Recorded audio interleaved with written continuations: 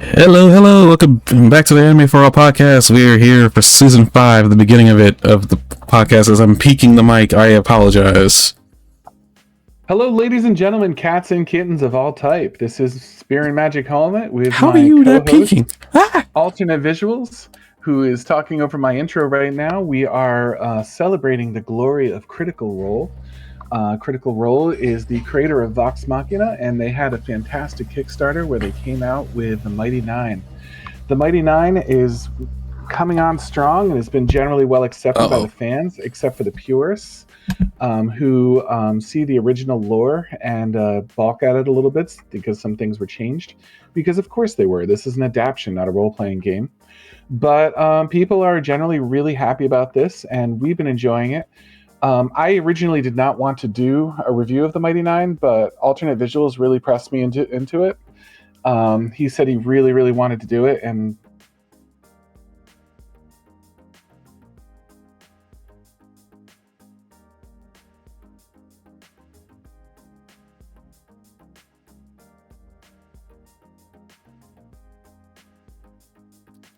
I want you to know I muted you there. why? Well, you can spread lies. What is going on It's with my not mic? lies, it's fake news. They're different. I am peeking. What is happening? I am so sorry. You stole my intro away. You're Hey, a bad Red. person. I apologize if I'm peeking the mic. Let me fix that for you.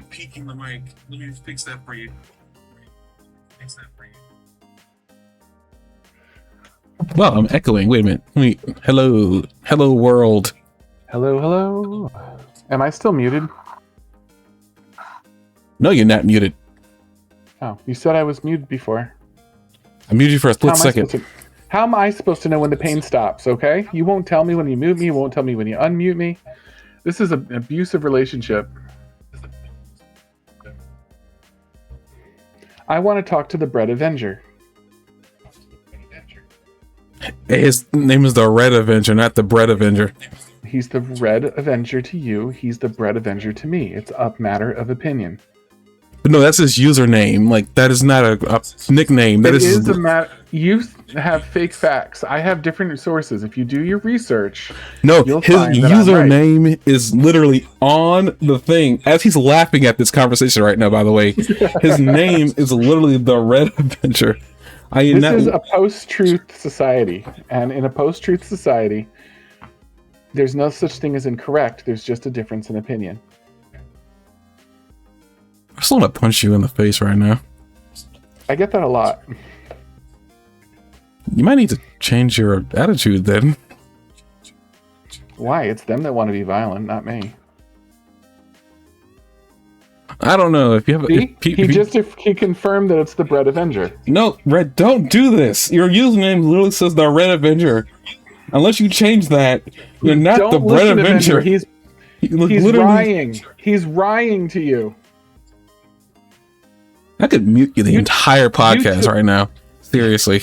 You took an oath to tell the truth.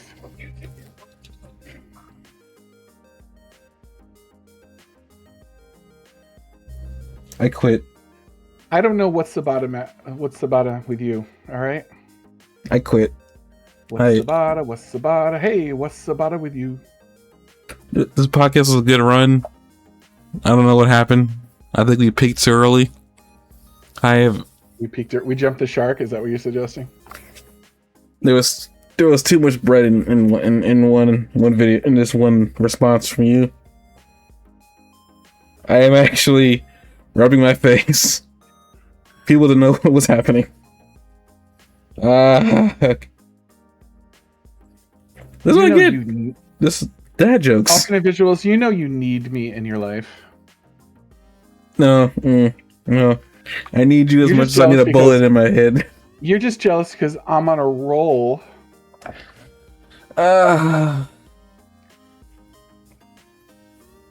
Man, so this is season 5, episode 1. Let's raise a toast to the new series. No. I don't know if people can hear me because I was like doing all that as I was away from the mic. So probably nobody heard that. Huh?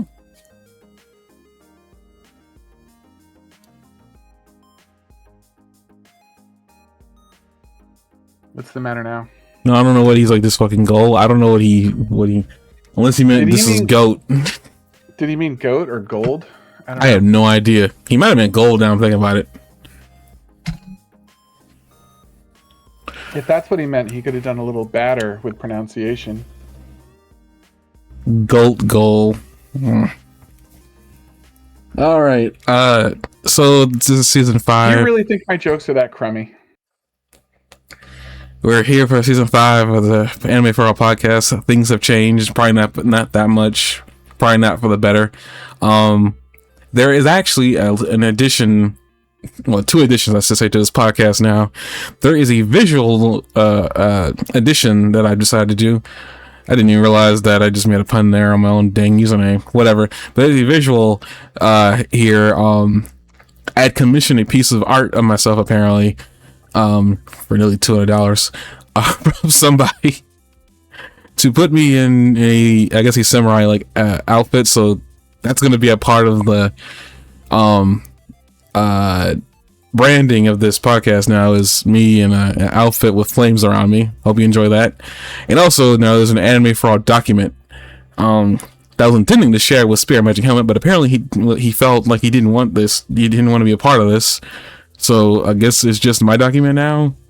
Is what we're going with. I didn't say that. I didn't know the format yet. It looked like you had a summary. No. You didn't want to be a part of it. You said you didn't want nothing to do with this N-word. And what?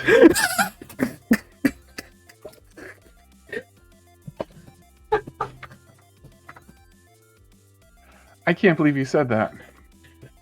I can't believe you said that to me. That was off camera, by the way. We didn't. My God, you're gonna get me actually in trouble. I always say things that wouldn't really get me in trouble, but you're gonna get me in real trouble. This is something about he didn't want nothing to do with my brown skin either. It got really offensive there. It got I don't know. He went on an entire rant. How Trump was his #1 president. Oh, I'm sorry. You know what? I'm going to drop that. The bit that is too far. You know what? Nobody should free. Wow. You're a cool man. I'm getting you back. I'm getting you back. Cool All these years. There is proof on the internet of all the years I've dealt with your shenanigans. I've done nothing. That doesn't even begin to start with revenge. I deserve so much more revenge than that. It's ridiculous. But there's now a couple of differences now. You can see some of the things we're talking about, and I hope that this document will keep us on track and we don't derail. I unfortunately do foresee situations we're going to get derailed because this is who we are. Like, I mean, if you're not okay with that in this podcast, you're too far into it to give up now. This is Stockholm Syndrome. You're stuck with us. Here, I just made an avatar of myself for you to use for my avatar in the podcast. This better not be a Brett Miller, I swear again. It's not.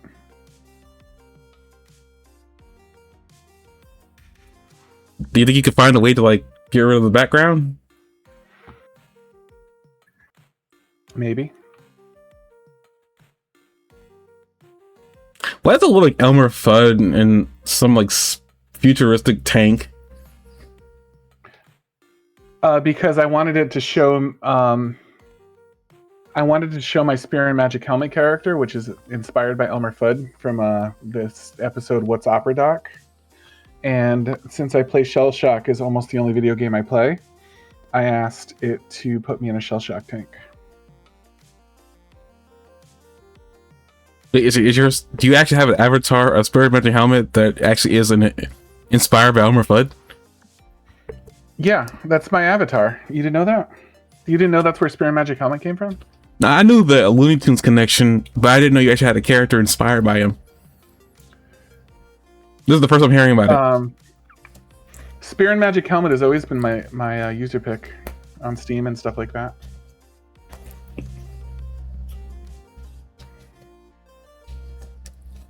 I won't be able to get you a very good picture of it, but this is in Discord chat. This is what my actual avatar is in Steam.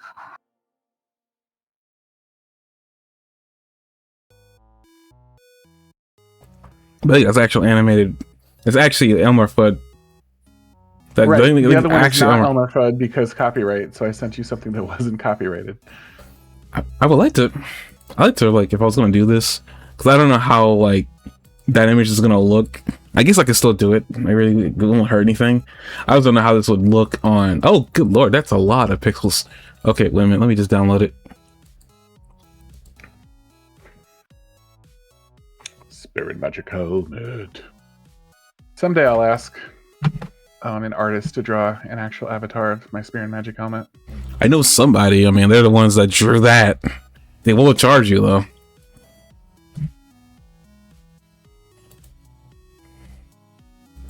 I know they're always looking for work anyway, because they keep coming back to me asking to do more things, and not that I don't appreciate it, but I was like, that's just a lot of money. I don't really need a lot.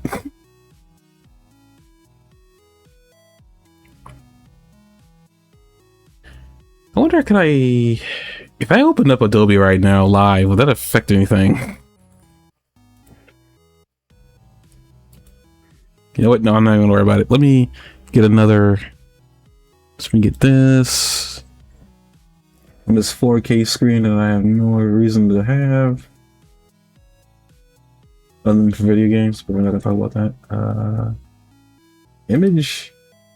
And then we're just gonna put this spear icon. And then what we're gonna do is browse my pictures.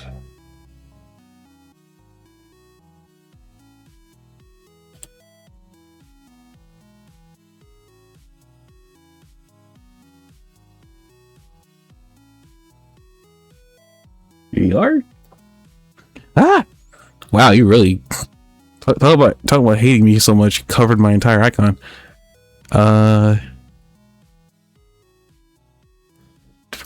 Drag you.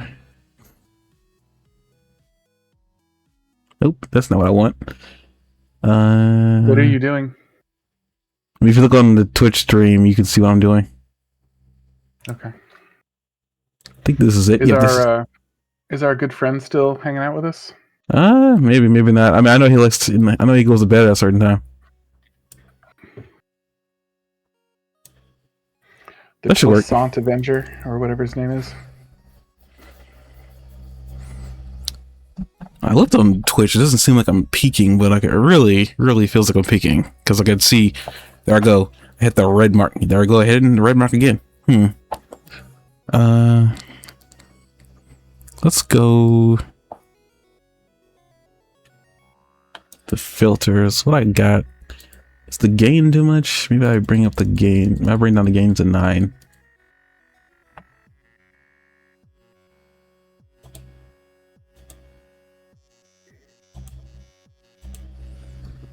Because I'm very self-conscious about what I'm peeking here. I think I'm good. Looks like I'm good. I could try to peek. No, they're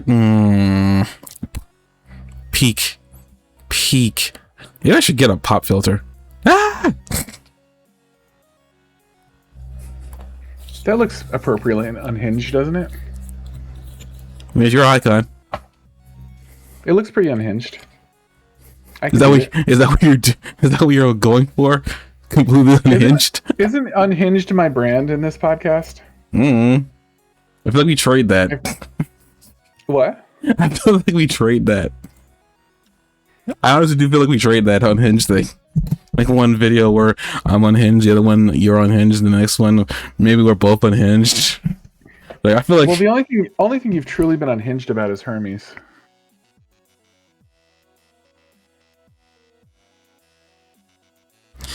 See?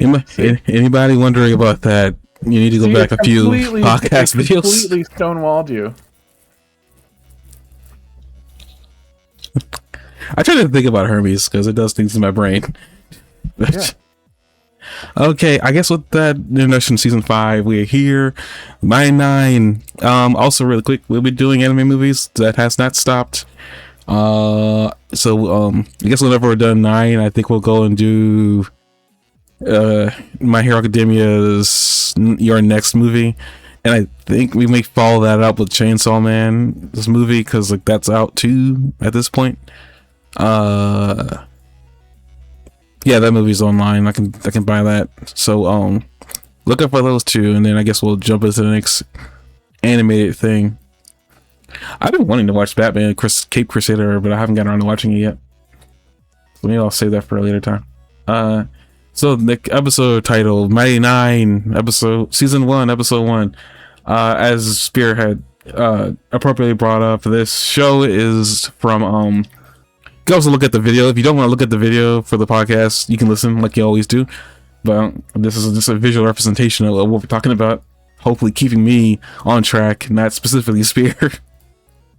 But like, yeah, the Mighty Nein is a Critical Role, a D&D campaign from Critical Role. And from what I read, they're going to do some changes to the story, so it's going to be different from their D&D campaign that they streamed some time ago. I think is what I read. So, that's a thing. I will say there is some deviations. Yeah, I never watched their campaign, so I wouldn't know what's different and what's not. I guess I like their logo, the Mighty Nein. Like, that's pretty cool. As this is said, this document will be updated, so stay tuned.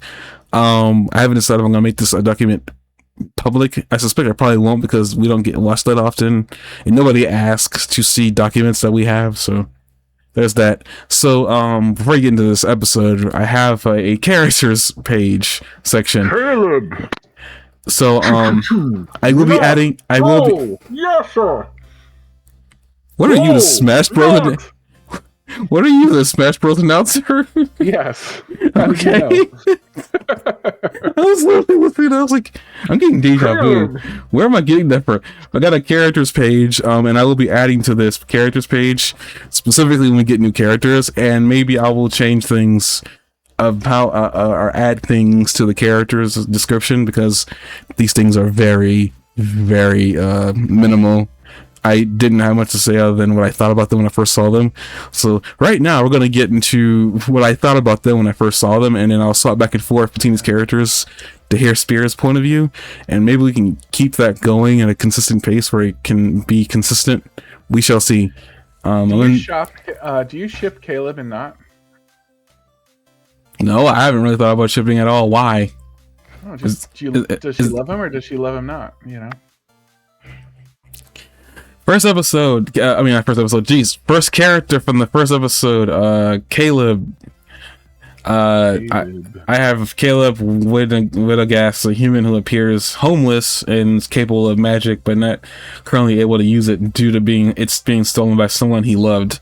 Clearly, when I first saw this, and then we got to that bit that he has magic stolen, I was like, basically that one guy who I completely forgot his name, who I didn't add to the character list, and I feel like I should have. That guy, I feel like it must be his father. Spirit cannot confirm this because he doesn't want to give me spoilers. So, are you talking about the one that reminds you of Viren? Yes. Trent Ikithon, Ikithon.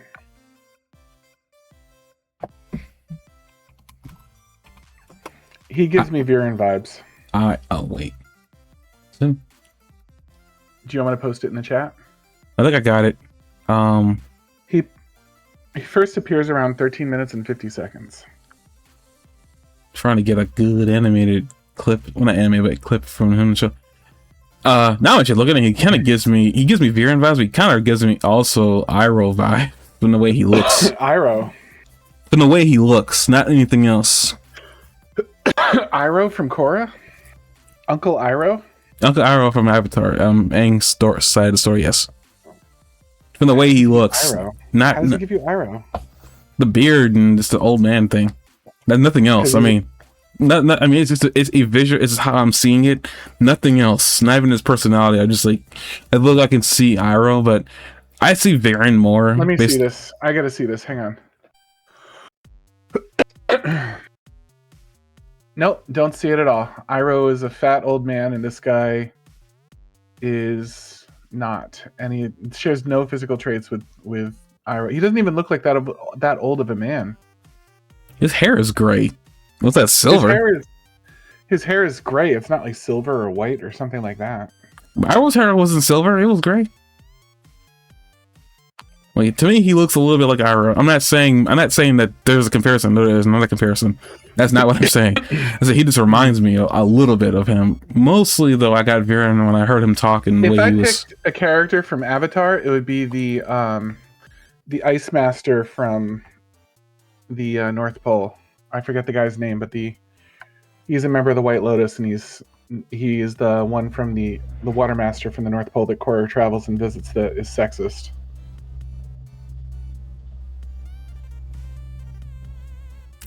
Wait, is there something? I don't know if there's something being heard from my mic because I'm seeing there's something going on. I'm not saying anything. I'm saying stuff now, but it almost looks like is there a vibration on my table? I don't know what's happening.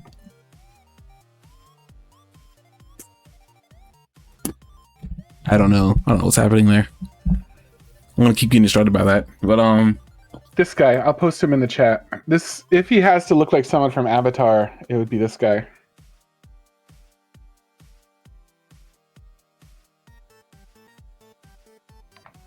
No, I don't. I'm looking at more than freaking Uncle Iroh. I'm looking at this guy. He's got a Fu Manchu mustache. This guy doesn't. Okay, Uncle Iroh doesn't have any of that shit. Like Uncle Iroh.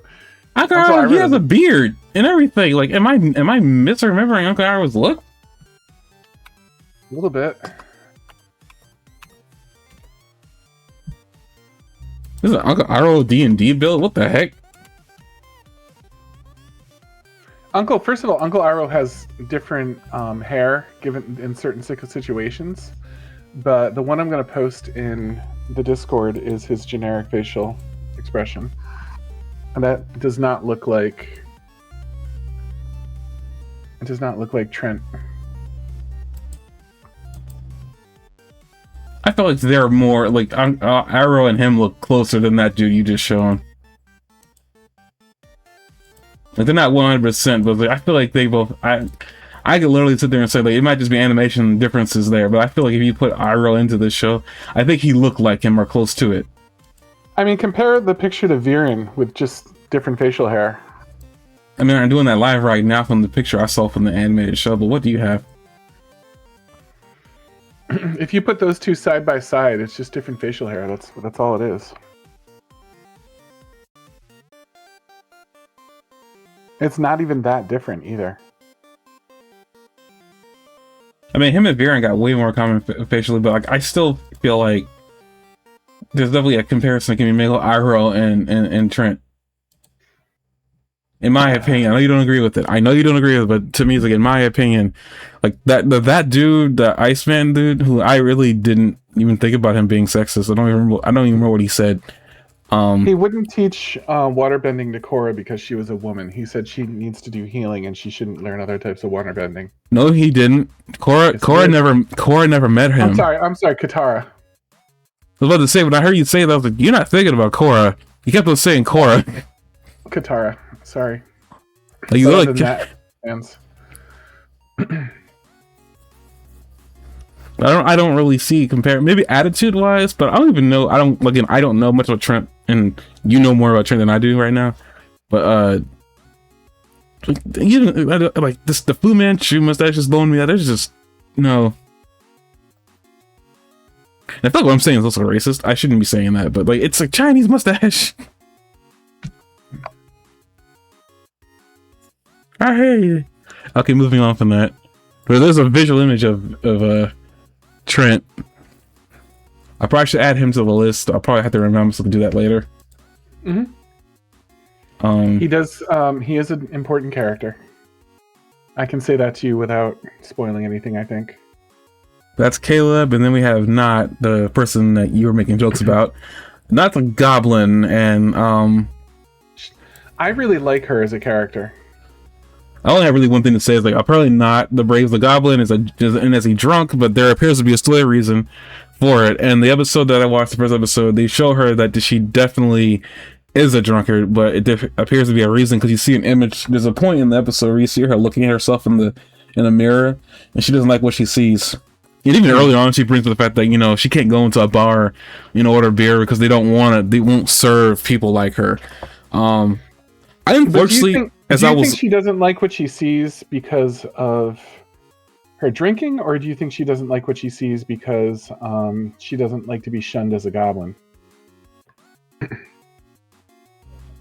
Well, what to say? Well, looking for the not image, I accidentally stumbled upon something. I'm not gonna say what it is, but I thought she just the way she was talking, and throughout talking to Caleb, it sounded like to me, she didn't like the way she looked, and I think the drinking was just a way to compensate for it.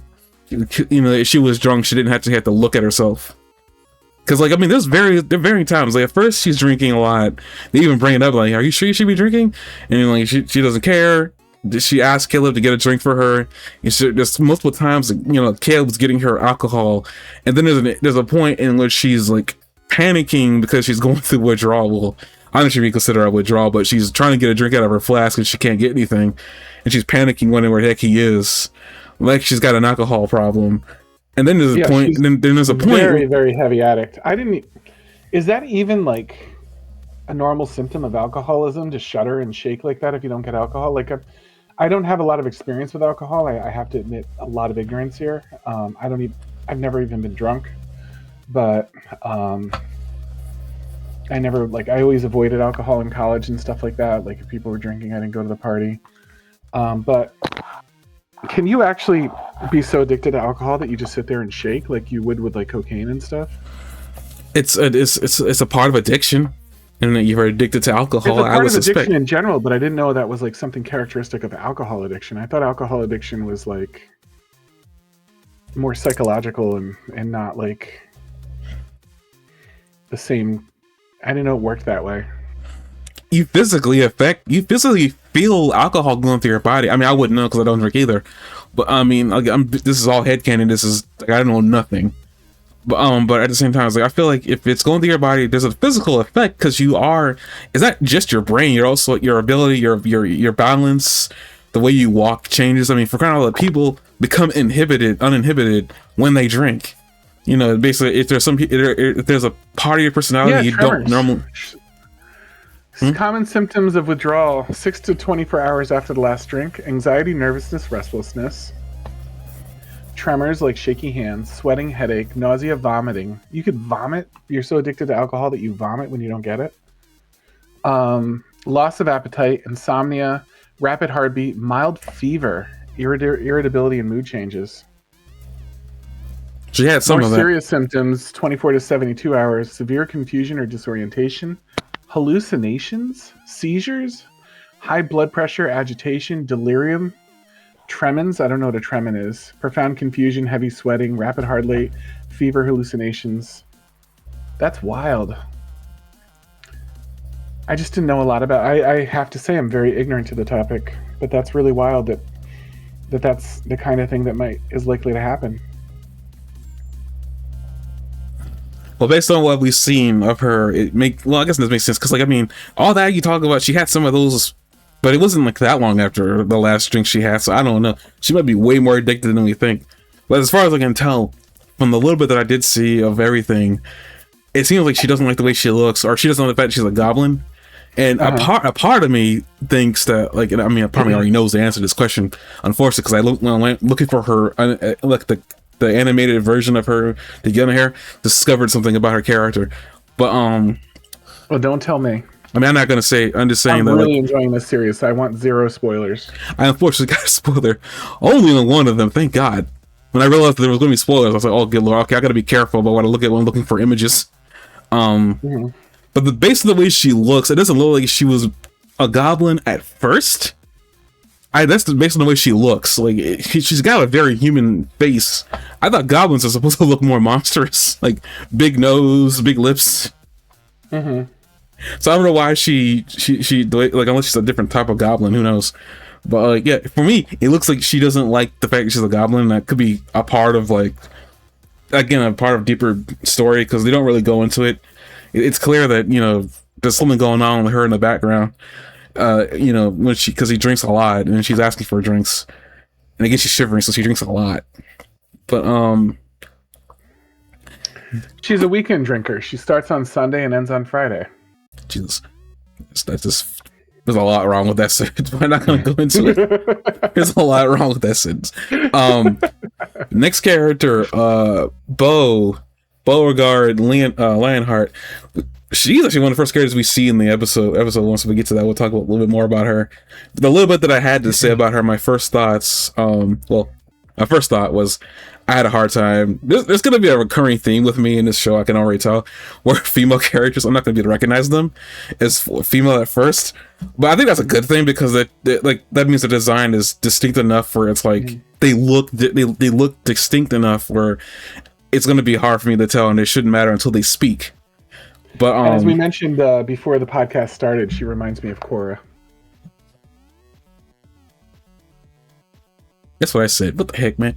Beauregard Lionheart. Did you just say that? I didn't just say that, but I said that. I said that earlier when I first saw I was around there with Korra when I looked at her. But Beauregard Lionheart is a monk and albeit a strong-willed female who has a story surrounding her father and appears rattled by simply being mentioning him. I noticed that she got really afraid when they brought up her father, and I was like, good lord, what happened to you and him? So I expect it's going to be a big story, her background with him, and maybe we'll see him at some point, I don't know. She appears skilled in close quarter combat, but was overcome by a magic assassin who I know magic assassins have a class name completely. Is it Vote Striker? I completely forgot the name of the class name that they had. But yeah, she wasn't able to take down a magic assassin. I suspect that now that she's fought one, she'll probably be able to take the next one that she fights. If she ever fights one again. As strong as she is, they've made her out to be a little bit of a rookie. A very, very promising rookie. But I have a feeling that the fact that she did as well as she did was more of a testament to how much potential she has rather than like she couldn't even take that guy on. I think she's just starting out, and they're showing that even just starting out, like she was able to get this person winded. Was that magic assassin winded? It didn't. It looked like at first that like when she was attacking, when they were attacking each other, it looked like she wasn't anticipating Bo to be a problem, and then when she found out she was a problem, that's when she used her magic. That's the lead I was taking. I didn't expect her to. I don't remember her being winded. Maybe I'm wrong about that. Maybe she was. Maybe there was signs of her being winded. Bo at the beginning like gets a really good shot on her, knocks her back. And then after that initial knocking, what's her name again? Hang on, give me 1 sec. I didn't. You're talking about the magic assassin. I didn't get the name because Dairon. No, not Dairon. Owelia. Owelia is, I think, is the clear stronger fighter out of the two of them. But I also think Owelia is like late career. You know what I mean, as a character. Whereas Bo is like just starting out. So I think the fact that Bo was like did as well as she did against her is supposed to be kind of a testament to how much potential she has.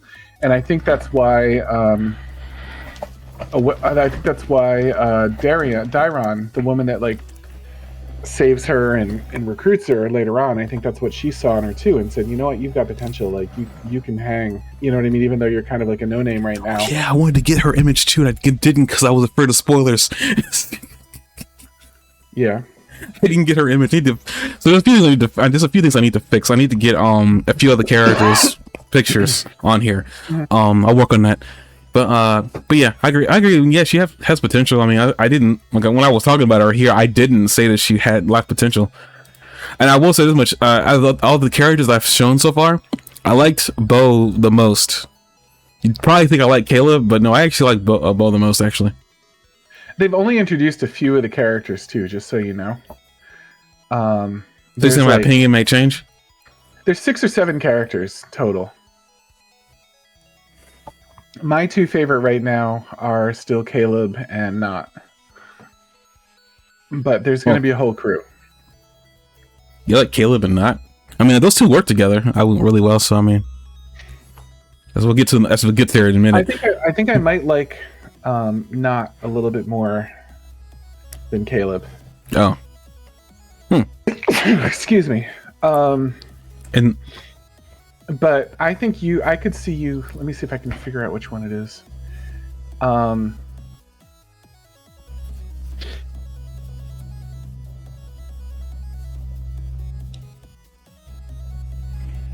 the way you're saying it, so like you think my favorite character might change.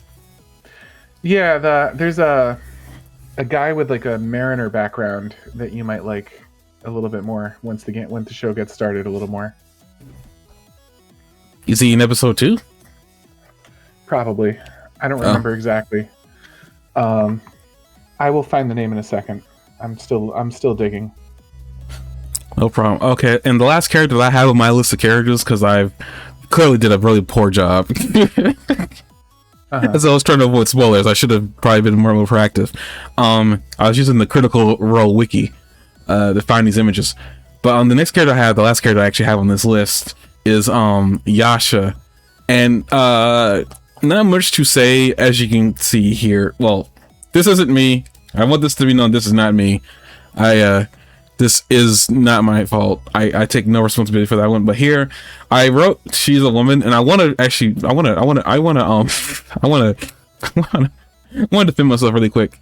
This entire show, episode 1, I was trying to figure out, like, I was taken aback by characters sometimes, because I was like, I thought they were guys at first, and then I find out when they speak that they're actually a woman. She's the first really big example of I was not aware that was a woman, because I saw this character fighting, and I would say, based off of everything I've seen of her, she seems really interesting. I don't completely get, I guess, what she's supposed to be. I thought maybe this was a barbarian. It's based off of the look. I'm guessing that maybe she's not a barbarian.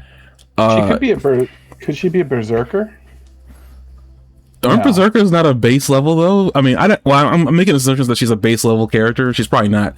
But by the way, the character is Fjord. Is the character I think you might end up liking more. Okay, I will keep out of the name Fjord in the future. But yeah, with Yasha, the little bit that we did see of her, which is very little, by the way, she shows up at the very end of the episode. But she seems really powerful. She's also got like a pink mark on the back of her neck. I'm not sure what that's supposed to mean.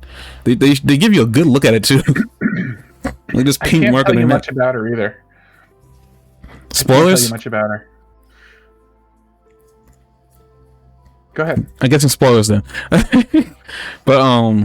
But yeah, that's all I can really say. That she seems interesting, but I don't know how far that interest will go. That she seems unstoppable. I will give it that. One thing I will say, out of these cast of characters I've seen so far, the female characters are very well designed. I will say, like, I'm used to watching a lot of shows where a lot of the guys are like really well designed and they're very distinct.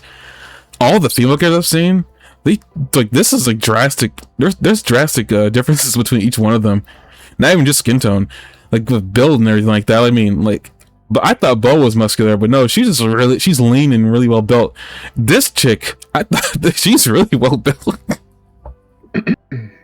Like she is, like she's got broad shoulders.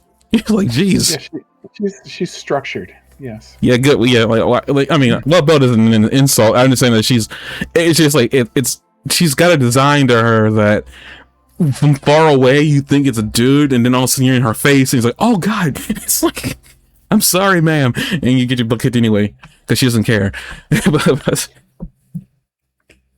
But yeah, I've had a situation. I'm gonna be having this consistent situation throughout the show, unless the characters are, the design is meant to make you think that they are a certain gender or not. But not that really matters. I was just saying that some of these characters caught me off guard. I was like very shocked. I was like, oh, okay, this is interesting. With that, again, I didn't really have all the other characters I should have, unless you want to add those characters in yourself with topics or what we thought about them. I don't know. Like, I think you brought up Trent. Let's see who we have here. Trent, he reminded me of Viren. I thought he was interesting because he has that sort of Viren feel that he seems like doesn't care how cruel he is. He's got this pragmatic, objective way of looking at things like they're opportunities rather than like living creatures and stuff like that. And but they give away a little twist on his personality with the bugbear, because he shows him and he's like, look, this is, he's being very scientific about this bugbear that he's mauling, you know. And he's like, look how, you know, he's scared right now, but I do this and his fear goes away and then he's okay. And now I can cut open his entire body and like it doesn't bother him or anything. And everybody's watching him. And then everybody leaves and he's like, all right, let's turn the pain and fear back on. And he like flips the switch and the thing's like, oh, the scene like abruptly ends. But that was strange to me because like it seemed out of character. I mean, it's hard to say out of character for someone that you've seen for like 10 seconds, but it didn't fit what I was assuming about the character for him to do that. But he seemed very scientific and indifferent and I don't know, professional in an evil sort of way. And then he does that and you're like, oh, okay, so is this like an indulgence now that he's going ahead with that? Like what made that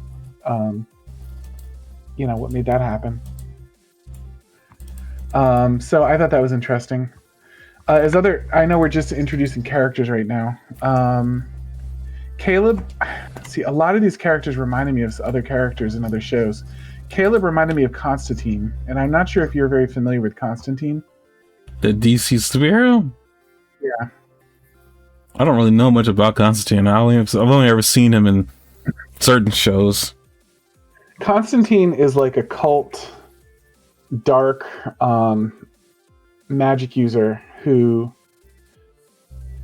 specializes in like the damned and demons and devils and the dark side, but he's a hero. But he's a hero that dabbles in all the dark arts and like. Now I'm aware of all that. Like, I'm aware of all that. Condemning his soul in the name, but like some of the flavor of him, like the clothes and the unshaven, slightly homeless look, and like the all that stuff would seem very inspired by Constantine. He absolutely his own character, but I got that vibe. And like I said, Trent was Viren to me, and Bo was a little bit of Korra to me.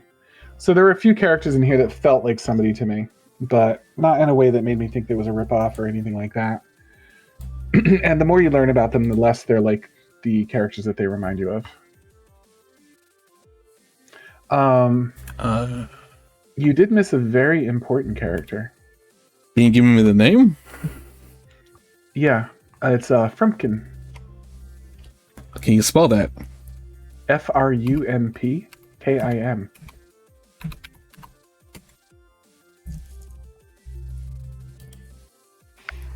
Oh wait, I thought maybe I misheard the name. I thought he called that cat Nein.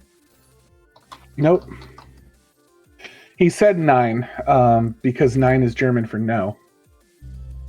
But what I've noticed with this character, with Caleb, is that when he gets really stressed out or anxious about something, he seems like he unconsciously switches to speaking German.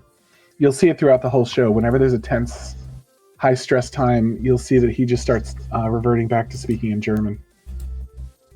So in that scene, he's saying, no, instead of not, like when he's saying 9.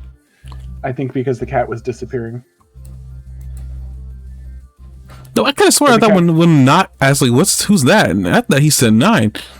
Okay, again, like I said, I must have misheard or must not even remember where I heard. Like, I mean, if he's saying that, because I will say, if that was like, so you're saying it's German, which is, I was like wondering what that language he was speaking, because at first I thought it was some random language that they came up with in for the world, but no. I will say I found that kind of annoying that he was coming in and out of that language, because I was like, why is he suddenly randomly speaking? And it's like, why? Like, I was hoping he was going to do that the entire time. I was hoping he was going to start speaking English and that'd be the language that he sticks with. But I'm guessing if it is just high stress, I think I can remember a few times when he was in high stress situations where he was speaking German. It's just like, so far, man, I've never heard him like unleash a whole sentence or anything like that. It's usually just a few words. It's just like every once in a while, when there's an emotional or stressful situation, he just slips into German a little bit with a few of his words.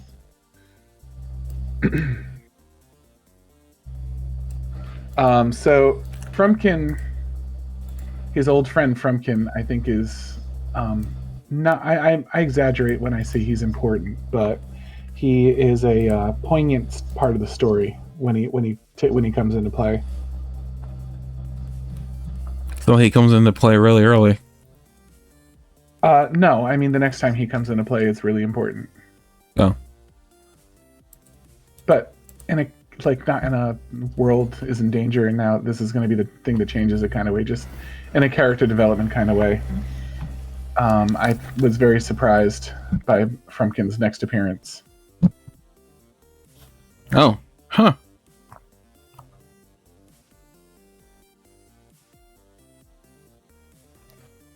Okay, so I added Frumpkin to the list. I've added Trent. I was trying to find Oelia, but I couldn't find a good image of her. Oelia is definitely worth calling an important character too. And Dairon is worth calling an important character, but I think she's already on your list. No, I don't think I added that. Nope, I don't know who Dairon is. I haven't added her. Dairon, you don't know who Dairon is? It's the, I mentioned it earlier. It's the master that she meets, where she tries to, like, she wakes up and Dairon has rescued her, and she tries to attack her, and Dairon like touches like 8 pressure points and like paralyzes her. Oh yeah, here. Okay, so I was trying to remember her name. Let me look, grab her. Gonna just add you to the list of characters in this character list. That's getting exceptionally bigger as we speak, which is fine. That's the whole point. Oh, thank you. The other characters, I didn't do any of the monks. Their names. I think I might have one of them in here, but I didn't write their names down as something her master that was important. Yeah, the one that benches her and says, "We do not say balls in the Sacred Hall of the Knowing Mistress" at 2640, which I thought was pretty funny. I can look up his name, but I imagine that he would be worth keeping a track of. 2640. Amazon's going to make me watch like 30 minutes of commercials now because I skipped ahead. Amazon is very punishing for wanting to watch content. It's very annoying. Like, if you want to jump around in the episode, you have to watch commercials every time you go past one of their little barriers.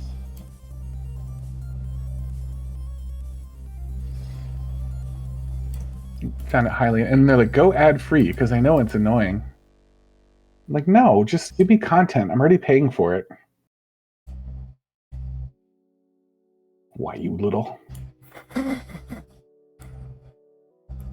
Alright, yeah, I've had Dairon, an elf monk working for the Valley of Archives of the Cobalt Soul. I will say this much, when they introduced Dairon, when they introduced her specifically, because like the master brings up like, she reminds me so much of you, and I was like, huh, I wonder if that's on purpose. And then later on she comes up and she saves Beauregard. I'm like, oh, they said all that on purpose. Mm-hmm. Like he literally said that she reminds me of you on purpose. I was like, oh, this is gonna be interesting. When she said it reminded me of you, it reminded me of this is gonna sound weird, but Star Wars. When Yoda in episode 4 is talking to Luke Skywalker, or maybe it's episode 5 at that point. When Yoda first meets, it would be episode 5. When Yoda first meets Luke Skywalker, and Yoda doesn't want to train Luke Skywalker, he says something about how brash and like arrogant he seems, or impulsive or something, and Obi-Wan says, "So was I at that age." And it felt like a little callback-ish to that, which I thought was kind of cool. I mean, maybe they treat the Cobalt. I guess we can talk about the episodes, but the way they kind of treat the Cobalt Soul, monks, is like, it almost seems like they're more. They're like, I mean, like Bogart talks about it, like, there are a bunch of do-gooders that disrupt the status quo, but in reality, that's not what they do, based on everything that's been said about them at this point. But what we read, they're not. What we've seen so far, they're not unlike the Jedi. Yeah, I don't know what's really going on with this blue fire, because there's another point we see the blue fire, and it's actually when Caleb is like conjuring magic to get his little pet familiar thing out, and just to pet it, and there's a blue flame when he's doing it. When there's like a blue flame on his finger and he's chanting, and I thought that was interesting. I was like, is that blue fire something else? Or I mean, I don't know. Again, I don't know if that is what they're intending to say. Like that blue fire might be something else entirely. And it may be. I mean, at the end of the episode, when they show you the future of the season, where like that, there's like a point in which Beauregard and Caleb are facing down that assassin, and they both say at the same time, "Oh gosh, he found me." I thought that was kind of cute. I was like, because they both have a connection with her, one more than the other, basically from the way they make it sound. But it's it'd be interesting if there was like a connection between the blue flame and the cobalt soul. I mean, not the cobalt soul, but the blue flame from Caleb, and maybe the cobalt soul's blue flame. I'm making a lot of it. I'm making a lot of conjecture that has nothing to substantiate it.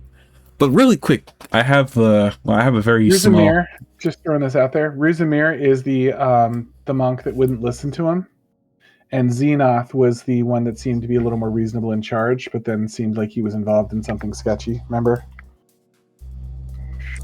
So repeat. Ruzamir was the sexist monk.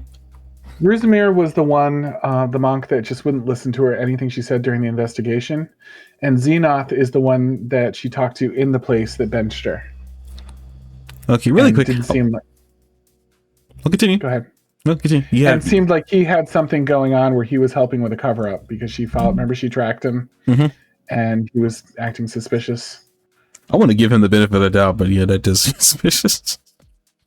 It was at least more than she was letting on to her directly. Well, I mean, according to Ophelia, not Ophelia, but Dairon, he's what's the word I'm looking for? He's he not suspicious, but it's like he's been like what's the word, like when a person has been like included in an evil plot. I forgot the word I'm looking for here. Like he has been not cracked, but like there's a word I'm looking for here that I can't find, but like Dairon said that he can't help either because he's working with them, which makes it interesting, like why Dairon seems to talk to him like she's friendly with him, but in reality she's very suspicious of him too. But really quick, I have like a little synopsis of the episode that I didn't write. I just copied it from the wiki, which I'll probably be doing. But the episode 1, Moat of Possibility, the first episode of the first season of the By Nine, an explanation at the border.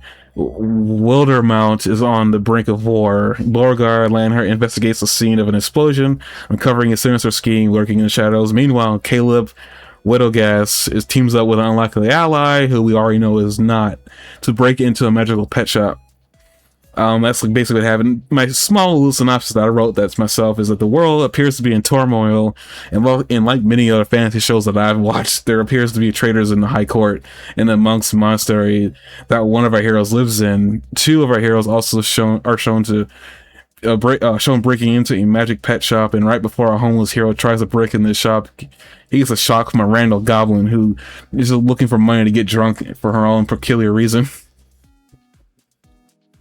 That was my very basic, like what I thought, from what I can remember from watching the episode. Because the episode was very long, but that long. It's just very packed. But there's just a lot going on from Caleb. We saw Caleb, who again, part of the reason like why I did like Vox Machina was a lot of poop. I will admit that they did open up with the poop shot, but I guess like, they didn't like trail on it for too long, which I will appreciate. Are you talking about the manure he puts on his face? It's manure. It's freaking poop from a cow. I'm not a cow, but an animal. But yeah, I don't particularly like that because that was the first in Vox Machina. It was everywhere from the vomit. Though there was there vomit episode 1? I don't think there was. I don't know. Can I tell you why I loved that? Because I actually loved that. The manure shot? Ugh. Okay, fine. Yeah. Ugh. Go ahead, floor's yours. As someone that knows what's going to happen later, I'm going to be careful in talking about this, but I liked the way he was introduced, that it was shown that he was willing to do anything and sacrifice anything to get to his goals within somewhat ethical boundaries. He's obviously willing to break into buildings and stuff like that. I liked that he had a sense of humor and that he's not too proud. He could have killed those guys, you know, and he was kind of that's the way he chose to save their life. He's not a big fan of indignity, and he doesn't like the way he's been forced to live. But and he seems a little bit desperate at times. But I really liked the character building of that moment with it. Like that's with the choice that he decided to make with his personality. You're not going to see any more stuff like that I remember. But at that moment at the beginning, it was kind of a lighthearted way to really show some of his true colors, and I thought it was a really fun way to do it. I don't appreciate, and this might just be a personal thing where if a show decides they want to incorporate bodily excretions or something, like, I mean, not that the manure was bodily excretions, but kind of is. But it's like, I really, like, I can take blood. I can take blood because, like, I mean, that's a good way to explain. I mean, to visually show somebody that they lost a limb and this limb might be important or whatever. It's just the manure was like, to me, it was a little bit too much. I mean, if this is if it's a good idea to show who he is, like, I guess I could take that. I mean, he definitely showed, like, you know, he needed to get them away from him, so he decided to cover himself in poo. But at the same time, like you said, he could have killed them. I mean, not that I don't believe that he could, but like, didn't he say that at the end, like near the episode, at some point in the middle of the episode, when he was talking to him, didn't he say that he had his magic stolen? So I don't know if he could have killed them. That brings up a question I was actually asking the last episode I watched, where I was very unclear on a few things. I was confused by that a little bit later on in the series, but I'm pretty sure if it came to life and death, he could take those guys easily. You'll see him next episode in a higher stress test situation, and you'll see what I mean a little bit more. Okay, I just like not that I'm denying that he couldn't take people on. It just like, I don't know. Like, maybe if you're talking about magic, painted him as kind of washed up, but his magic is based on spell components. He didn't lose his magic, but he doesn't have his spell components or access to anything magical anymore. But like what he learned, he still knows.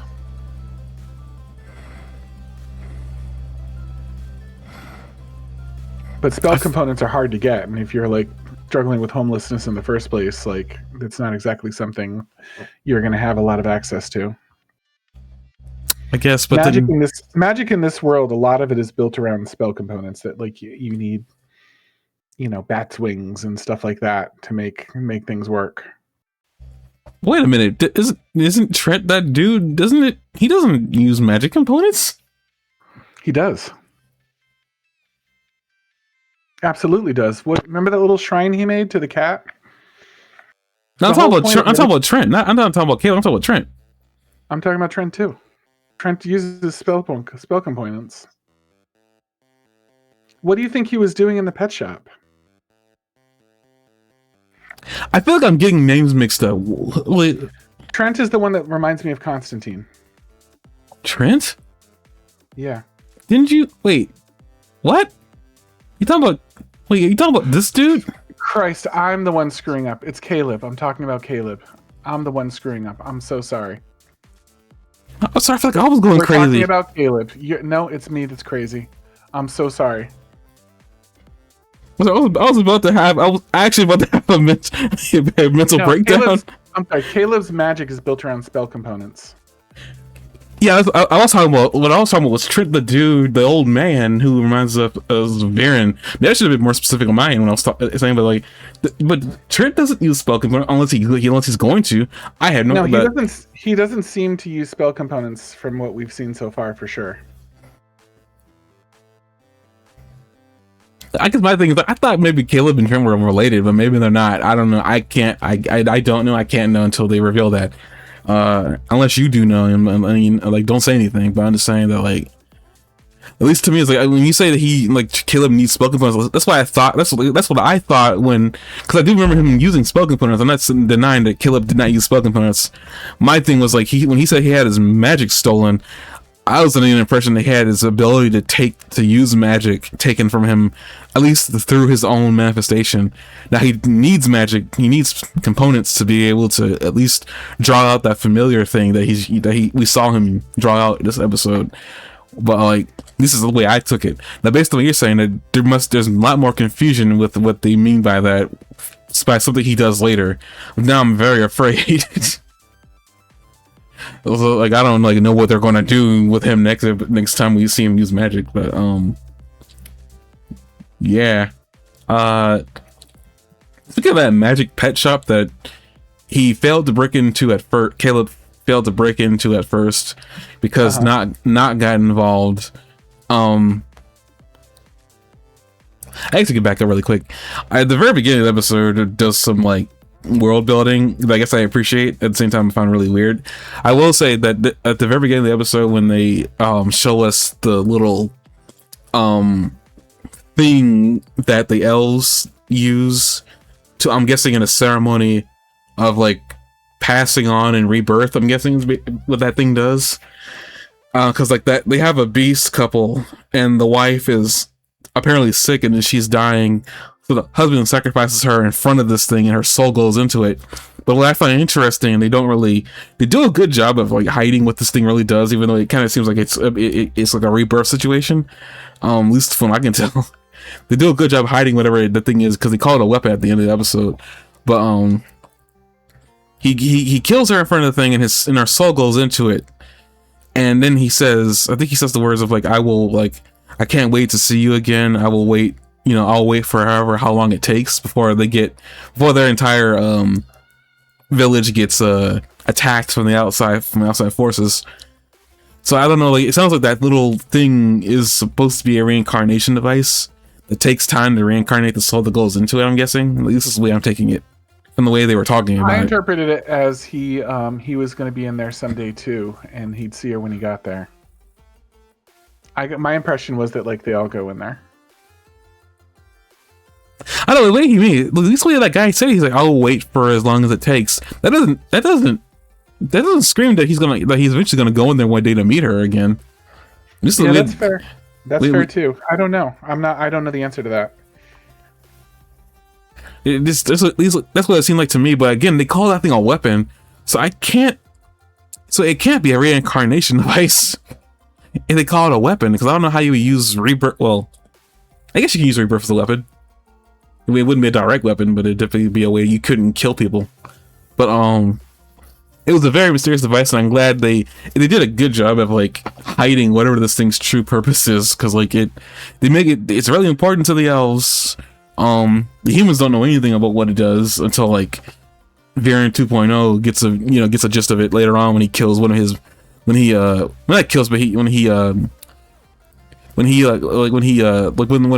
of his minions passes on in front of it and his soul goes into it. But that, like, when they're having a little ceremony, and then all of a sudden they're getting attacked by magic assassins. We find out later that's what they are. I think Volt Suckers is their official title.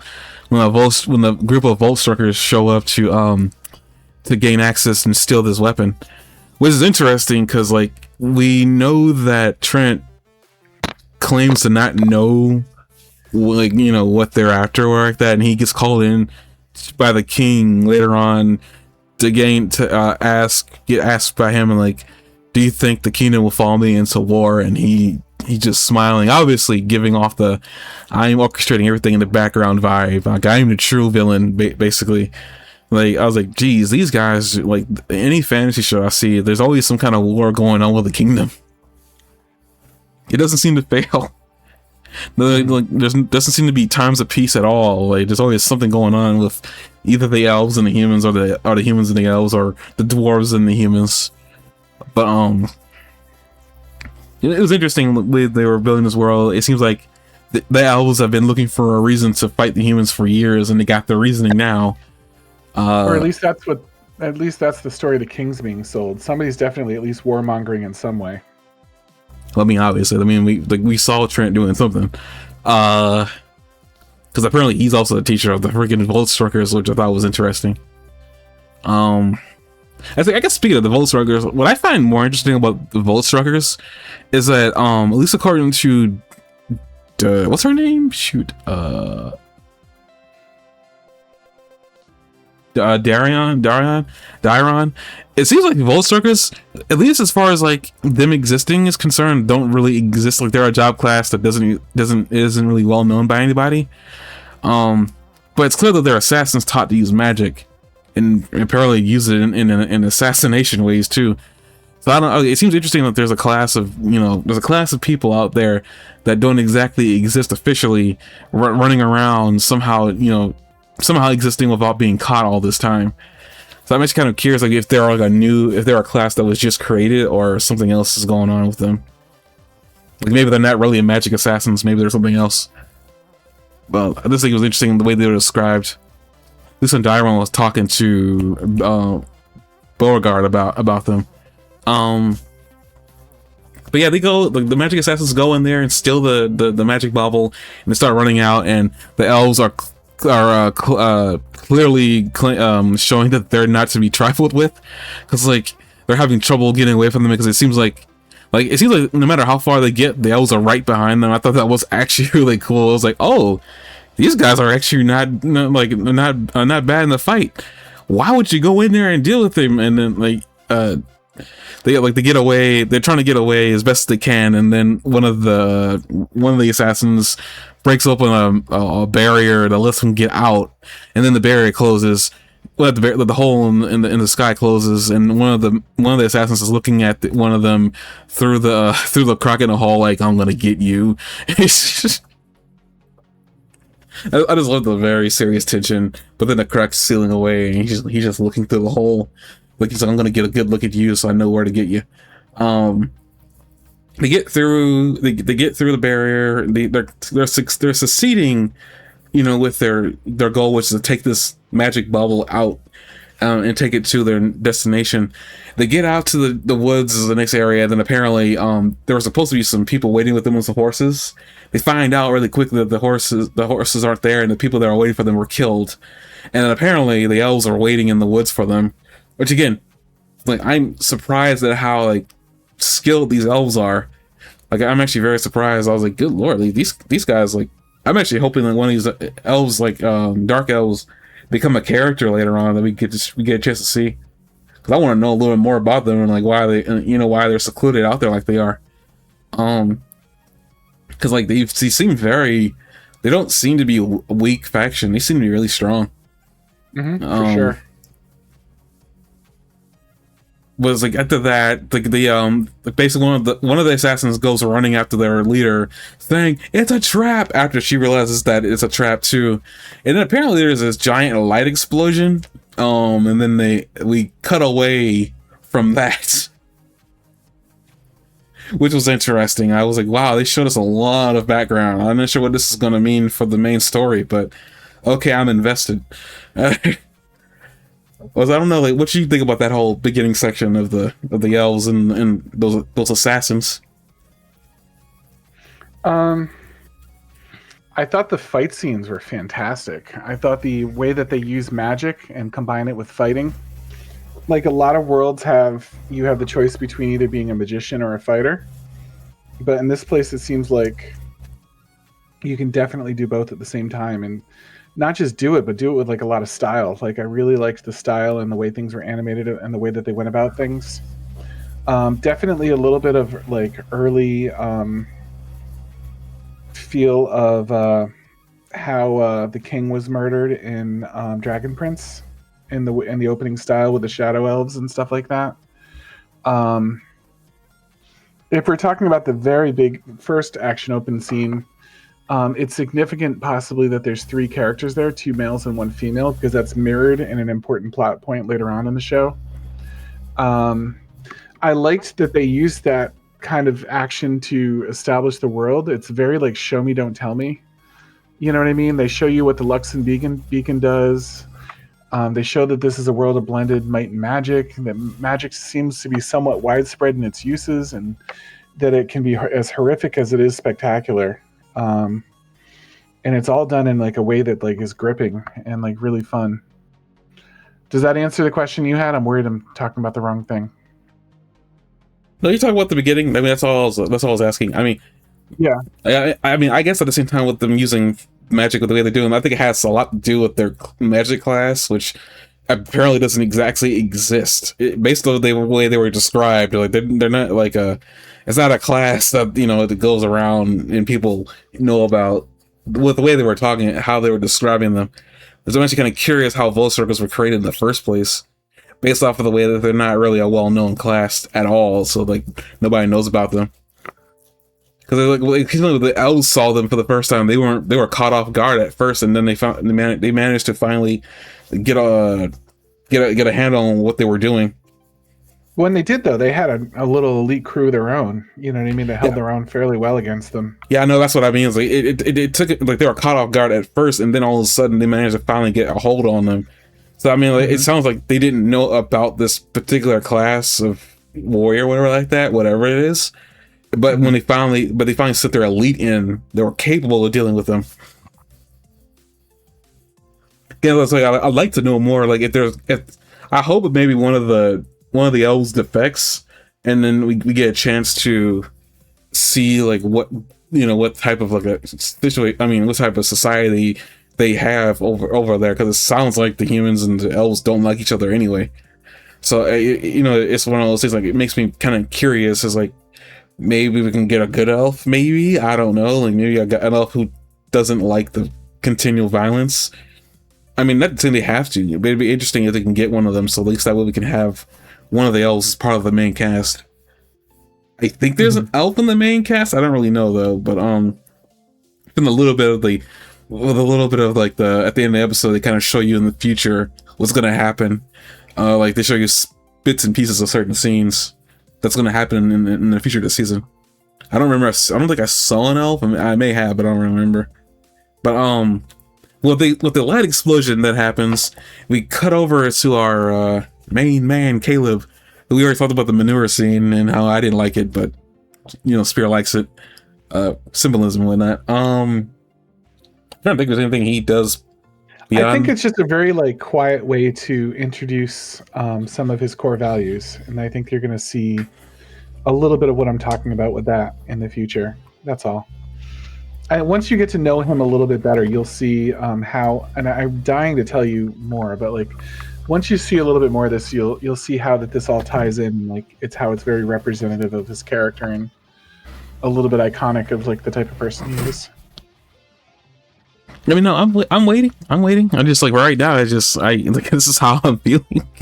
And unfortunately, it's really what really amazed me about this is like going back to episode 1 after seeing the later episodes is like how many little details and little things I was missing the first time around, and like now that I'm seeing like how everything plays out a little bit more, the machinations and like what they were establishing, it's really cool to me. Like to see like all the plot points that they were just expertly and very subtly tying in early on to make that all happen. So I don't know, I'm very happy about that. I'm very happy when I went back and watched it again to see like how much I was missing and how much subtlety they'd been like weaving into this. Actually, there's one thing I'm actually really interested in finding out about Caleb, and it's like when after he meets Not, because Not ends up stealing his pouch and he ends up panicking over that, and Not, I guess I will say like Not, there's an interesting bit about Not, even though she seems like a drunkard, she seems to have a good heart, mainly because after he begs her to give him back the pouch, even like she's like, it's a bunch of junk, why would you want this? It's like, please, I need this, please. And he starts crying a little bit. She's like, she gives it back to him. It's like, so it seems like she's nice. She can be persuaded to do nice things. She's there's also a definite sense of honor among thieves with her, in my opinion. That like once she decided that those two were in it together, like she's been very good to him. Oh, that'd be interesting to see more of. But yeah, it seems like Not, like even though Not appears to have a drinking problem, but I feel like there's a reason behind it. She seems to be a good person, which is like that's interesting for you to find a thief, because like it's clear that she's a thief because like she can pickpocket him really easily without him noticing. And I thought it was kind of funny because there was a moment where he agrees to help her get booze, and then she runs around him and it's like tosses him back the pouch. He's like, "You're really good at that." Mm-hmm. So like I'm suspecting that there's gonna be a lot more moments in the show where she's gonna be able to pickpocket people, and like you'd be wondering when she do that. But yeah, like it's clear she's a thief, really good at it. But yeah, the companionship those two seem to have each other is interesting. Even though they just first met, they seem to really trust each other. I had a thought. What was it? I had a thought and I completely lost it. But as like Caleb's trying to break into a magic pet shop, and like she's wondering what's going on. I like that there's also this dog barking, and it kind of completely scares Caleb off at first, and then later on you find out it's actually just a trap. I was like, wow, that's really clever. I mean, people should have that in their real stores more often. Yeah, it was kind of fun. You wouldn't break into a place you thought there was a dog in there. But that was like a really clever way of using magic. It was like, oh, that's cool. And he can just leave and not have to worry about his shop ever again. Unless he gets people like Caleb and Not who know better. Or somebody that can take on a dog. That is also true, but I suspect that maybe based on the fact that you use a dog, I don't think many people can take on a dog. Yeah. But yeah, they break in. Caleb ends up stealing something, taking something back from inside the cage where there's a bat monster in it from the looks of it, but I don't know what he took back. It looks like he may have taken back a coin or something or something that was like in there with it. Don't know how it got it, but apparently it did. Not much else happens in. Oh, that's what I wanted to bring up. Caleb's on a wanted poster for murder. It seems clear to me that there's more to that than that they're letting on right now. It almost like he didn't, because he says like, because Not ask him straight up later on like, hey, have you killed somebody? And he's like, not yet. So it's like it's really weird that he's on a wanted poster for murder, but it seems like he might not actually have killed anybody. I just find it interesting because it seems like, based on what you're telling me and what I've seen so far, he seems like a decent guy. So I don't know who wants him so bad that they will put a murder poster up for him to be seen. It's even more interesting how Not kind of deals with this at first, where she's like, she sees this poster, and because she wants booze and she needs money for that, she's willing to, take him in for a minute, but only after she sees how he treats this pet, that she kind of like, lets up a little bit and starts like softening up, and it starts asking him questions about what's going on really with him. Not so much prodding into his own personal business, but it's like she notices that he might not be as bad as like this poster's making him out, because she sees that he's a murderer and she's willing to knock him out. And then she's the cat, and she's like, oh, and puts down what looks to be a plunger. I'm guessing it's a brass object or something like that, because I don't know how she could knock him out with a plunger. Now I'm thinking about this out loud. But what she grabbed looked to me like to be a plunger. But yeah, after that they kind of like they both head out, and he's like, I need to go to this looks to be a circus area or whatever like that to gain some magic items, and she like offers to go with him so she can steal the stuff because she still needs him to get booze. But there seems to be a bond forming between these two, and based on what you're saying, that is true, because apparently she becomes a lot nicer later on. But I think that's cool. I think that's really cool that happens for them. Like the little bit of interaction we did see these two have, like we're going to see them later on doing a lot more. I guess we can but move on to, unless you have anything more to say about Caleb and Not, or that whole section with them in the magic pet shop and the pet Frumpkin. Not in my notes. I think we've got that covered. Okay. Move on to Beauregard and the monastery. Oh, I do have a little tiny thing. It's only tangentially related, but this is probably as good a time as any to mention it. As I've been seeing, as I go through the show and I come back to watch this and see how they're really establishing things, I think it's fun that Not is spelled N-O-T-T for Not the Thief, and Not the Brave, I mean. And I like that Nein is spelled N-E-I-N, which is, the mighty no instead of the mighty 1, 2, 3, 4, 5, 6, 7, 8, 9. And I also liked that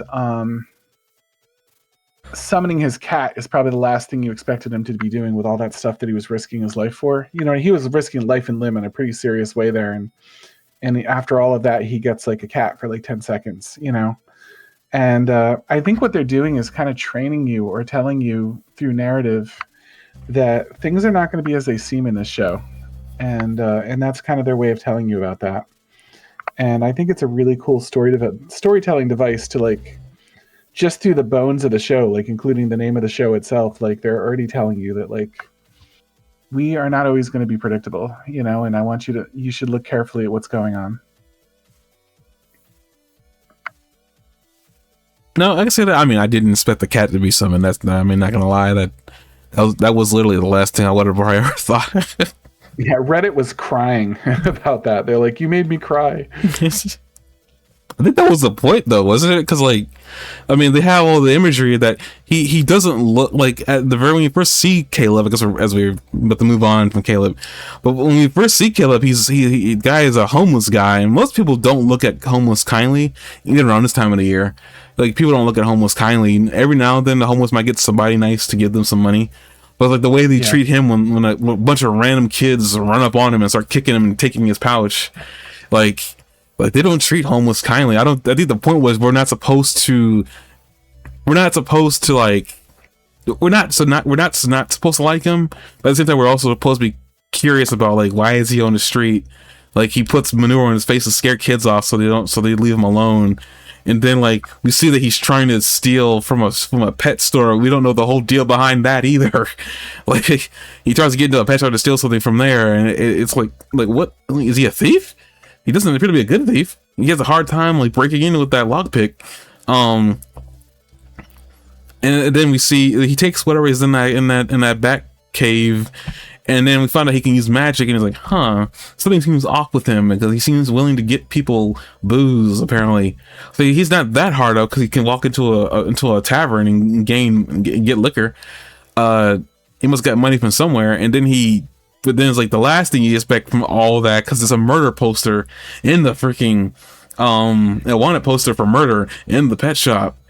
Like so we see that and like he's a murderer? What did he do? Like what's going on here? And then he summons a pet. Like a cat that just lays on him, and it's like,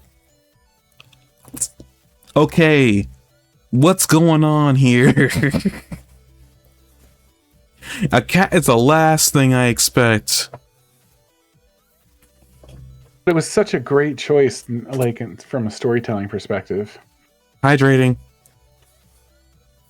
Because basically you were saying like, what would you give? The question was like for this character was like, what would you give everything you had to get? You know what I mean? If you had a one wish, like what would you give everything that you had to get? And his answer was like, I would like another moment with this cat, my old friend. And you can see that even though it was just barely a second, you can see how profoundly important it was to him, how deeply moving and valuable it was to him to just have that moment. He had no regrets about the moment. He just mourned the fact that it went away. So, I don't know. That's something worthwhile about that, I think. It sounds like he needs more magic items to keep it around, I'm guessing. And I also love that it makes perfect sense within the storyline that if he had summoned anything but a cat at that moment, like if he had summoned a demon or, money or something like that, then Not the Brave probably would have taken him out, Like it was like one of the few things he could have summoned that would have made Not the Brave stop and say, maybe I should not do this, Not said she should not do this. I'm sorry. I'm not really sorry. I'm sorry. Sorry, not sorry. Great. I know I took away from that moment. I didn't mean to. It's like it was just there. I couldn't not take the moment. Okay, I'm sorry. I think we can move on. I think that's a song we need to move on. But yeah, that was interesting. I mean, yeah, definitely. And the show that like, Not also has a heart too, because like, she saw that and immediately dropped everything. Her guard and everything went down. I was like, oh wow, that was interesting. You learned something valuable. It was a pivotal character moment for both of them. You know, it was a pivotal character moment for him because we got to see what he would get if he could wish for anything.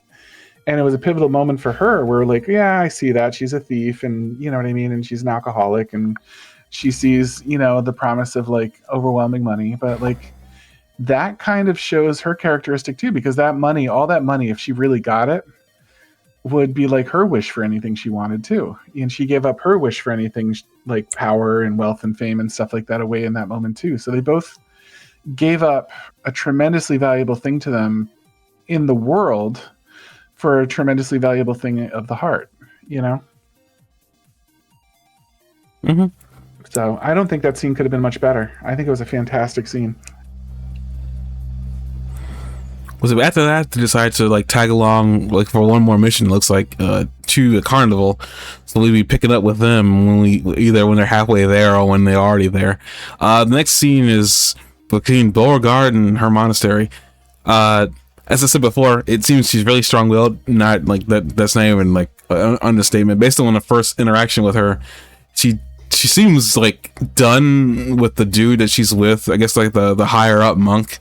Who apparently, I don't know, to me, and this is just from my point of view, from the way he talked to her, again, I could be wrong about it, but it's like, I feel like I don't know if monks can be sexist. To me, he seemed kind of sexist. Because to me, the way he talked to her, it kind of seemed like talking down to her, almost like she isn't supposed to be on the field. He even says like, you know, he lets you play detective in the monastery, but this is the real deal. I'm like, it doesn't seem to value her opinion at all, even though she's making really good points. Like everything she said is a really good point. Like, so I don't when she brings up, you know, the footprint, she's only seen like 5 sets of footprints.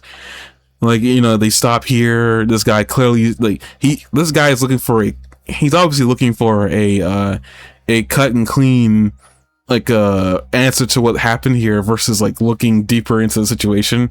He seems more like he wants to get this done and then move on, while Beauregard wants to actually see the truth. So it seems like to me, it's like a part of her character might just be like she wants to you know, see the entirety of what's going on. She wants to get the entire truth, not just half of it, not just a fourth of it. But to me, it's like, I don't know. To me, that might just be me looking further into his character. There's nothing there. To me, it just seemed kind of, the way he talked to her kind of just didn't seem right for a monk, considering that's what he is too. But I do like, as I said before, like you say, my opinion on who I like the most might change. But for right now, I like both a lot based on the interactions I've seen of her and her fighting ability. She seems really competent. Like to a certain point. I mean, some people say like she's dumber than she looks. I was like, do people really think she looks dumb? I was like, or is this just a comment on how people view her in general? But like they bring up the fact that she looks dumber than she looks. She's dumber than she looks, but it's like, she even gets like a little gem, like as she's like investigating, you know, the torn down, you know, castle, whatever like that, or like the post out there, because they're looking for what happened out here, and she come across like a green gem, or at least a piece of a green gem. It doesn't tell her superior monk that she found this, and then she goes and brings it up to her I guess to her mentor, and he kind of chastises her a little bit too about like, you should have given this to him. Why didn't you give this to him? I will say he does say that, but I also kind of find it interesting that what he does after the fact is that he goes off and he lets one of the Volkswagens know that you left a piece of evidence behind that could get you in trouble. Well, why do I even bother trying to cover up for you? It kind of seems interesting to me. I don't know, like maybe is like, I think his name is Renner, wherever that guy is. What's the name of the monk that she was down there at the explosion site with? I completely forgot his name. The disrespectful monk who didn't like really value her opinion. Crap, I got his name. The name of the monk was Ruzimir. Yeah, Ruzimir is like he told her to give that he should have given she should have given that to Ruzimir. Like, with that being said, does that mean Ruzimir is like I guess Willie is, I mean Daron said that everybody in the monastery is like is in on the plan of covering this up. Yeah, so I have a couple thoughts here. I didn't want to interrupt you. No problem. One, is he a sexist or is he a dick? Like, is he like this? If he's like this to everybody, then he's not sexist. It could be one or the other. I'm not sure that I know yet. I mean, I just want to say, like, this is my opinion on the way he was interacting with her specifically. This isn't a real indication of what his character's like. I had no idea. I just thought because of the way he interacted with her, it didn't seem like he gave her any respect. And I thought maybe this was like an opinion on how he felt about women in general. Because I don't think there's a lot of women in that monastery. For the most part, I think most monks are men anyway. I don't think there's really female monks. So this is a interesting character to decide to throw in for story reasons. But we know at least Dairon is a female monk there, and she seemed pretty respected. I'm just saying I'm not sure. I'm not saying you're wrong. I'm just saying the jury's still out for me personally on whether he's sexist or a dick. If he's sexist, he's both. But you know what I mean? He might just be a dick and not sexist specifically, but I couldn't tell 100%. I mean, for me, it's like, I think he might be a dick, so you might be right about him being a dick. I just see. Number two, if he's being a dick and not just sexist, is he being a dick on purpose because he's trying to cover this up? And he's trying to make her doubt herself and believe that this is what his explanation is and not what she's finding with her own eyes, because the whole point of this mission is to conclude that nothing happened out of the ordinary. Do you know what I mean? Like, because the next guy that finds out what she really knows, Xenoth, like, immediately goes and tries to cover things up. So was Ruzimir also trying to cover things up, and his behavior was to try to like push her down and make her story go away as much as he could, because his story was not what they wanted to be concluding with that report. Like, they came in there already knowing what happened, but came in as a formality so that they can come back and report something that didn't happen. I understand you, but I also want to say I just got the word that I was trying to find in my deep recesses of my mind. Like, Zarnov was compromised. That's what it was. So it was like, I was trying to figure, because I was talking like, you know, like when Daron was like, he was compromised. But I'm trying to figure out, like I said before, it's a good question. I don't remember. Does Daron say the entire monastery is compromised, or is it just him and a few other monks? It sounds like she suggested a lot of the monastery, if not the entire thing. Okay. So, I mean, I'm going to go under that maybe most of them. But then that question you did bring up is interesting. Is like, first of all, I'm going to say he's a dick. I'm not going to say he's sexist until otherwise stated. If he is a dick, is he a dick because he doesn't know better, or maybe he doesn't know that he's helping cover up a bigger conspiracy? I think he's intentionally being a dick to cover things up, or they knew he was a fool, and they intentionally sent a fool there, you know what I mean, to come up with a bad report. And with the way he was, like, because the thing, if I'm remembering what he does correctly, it doesn't seem like he's doing things in a purposeful manner. But I don't think there's an agenda with him, because I mean, he even goes off to Zyron later to tell him that he doesn't think she's ready, she's mouthing off and everything like that. These are all personal gripes. This isn't like a gripe that you could literally, like, that be a part of a bigger picture to me. That's kind of like what I was kind of figuring, is he sexist or not? But like, I mean, he has a personal gripe with her because he thinks she's mouthing off, and it's like, I guess at the same time, it's like, the way she does tell him things, you could literally sit there and say that Bo is probably mouthing off to him, but that might just be because of like her previous interactions with him were not favorable, and she just does not like him. So, and like they just kind of give off the same energy to each other because they don't like each other. So like, even with him being a dick, it's like, okay, there could be a purpose behind him doing that, but I don't know. I don't want to say that Ramir, or what his name is like, that he was a part of the cover up, because like when Zarnov tells it he should have given this to him, it seems kind of weird to me. Because like, I guess I'm on the fence if he is like compromised too. Like, why didn't you give this to him? This is something given to a superior officer or whatever like that. it almost seems like to me that Zarnoff may have thought that if she did find something, of course she was going to give it to him because she doesn't like him. She'll come to me and I can take it and cover it up myself. So I guess what I'm really trying to say is like I don't know if he is a part of it. I could see maybe. I probably wants to think that maybe he's a good character underneath all that, and we'll find out later on that there is. I don't know. Like I probably wants to believe that maybe there's a lot more to that guy than we're seeing right now. But I'm also willing to say that there's nothing more than we already seen. He's just a douche.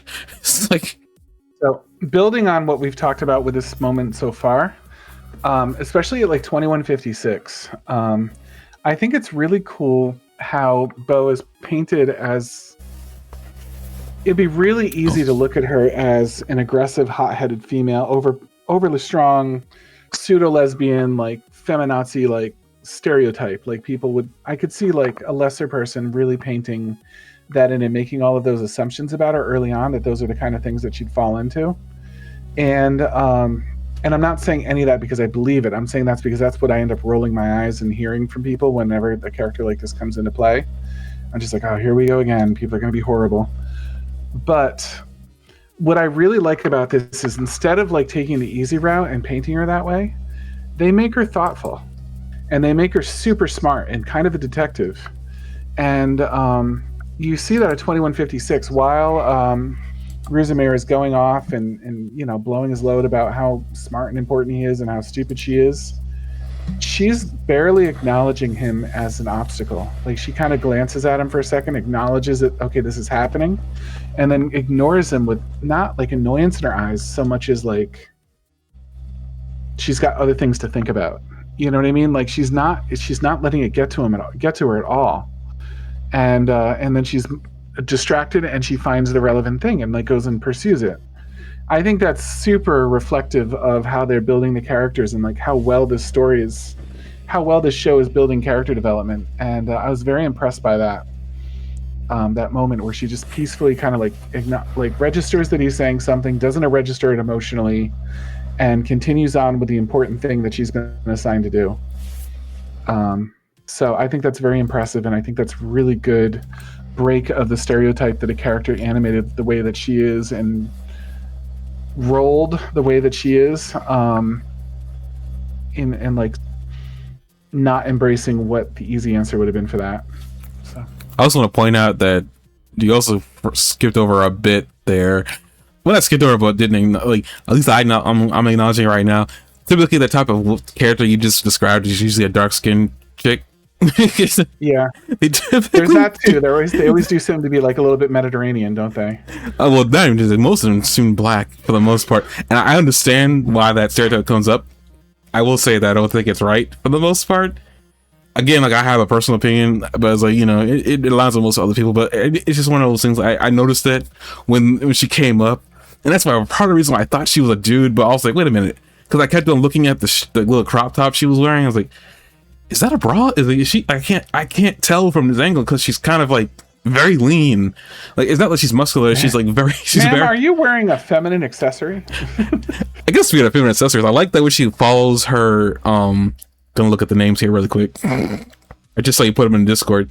When she follows Xenoff after he kind of acts suspicious, she follows him to a shop in the middle of nowhere. He walks in, she follows him right after. He's gone, and there's an old lady at the cash register, and the old lady greets her, like, "Oh, y'all haven't seen you here before," and she starts asking questions, obviously, because she's wondering. She saw a dude walking here, and there's no dude, and she's walking up to her to ask her more questions. She takes a peek at the top. It's just in the corner. And she's like, that much for a top? I was like, geez. And she brings the fact that like sleeves are dumb. I was like, oh, that's interesting. That's a character trait they didn't really have to describe. So she kind of likes clothes to an extent, but maybe not as much as other females do. I just thought that was kind of interesting. It's like, oh, she's not as butch as you think she would be. Based on the way she looks. So like, okay, that's cool. That's a cool little bit. But then she starts talking to grandma, and then grandma like starts catching on to what's going on here, and as she reaches down for a crossbow that she has by her.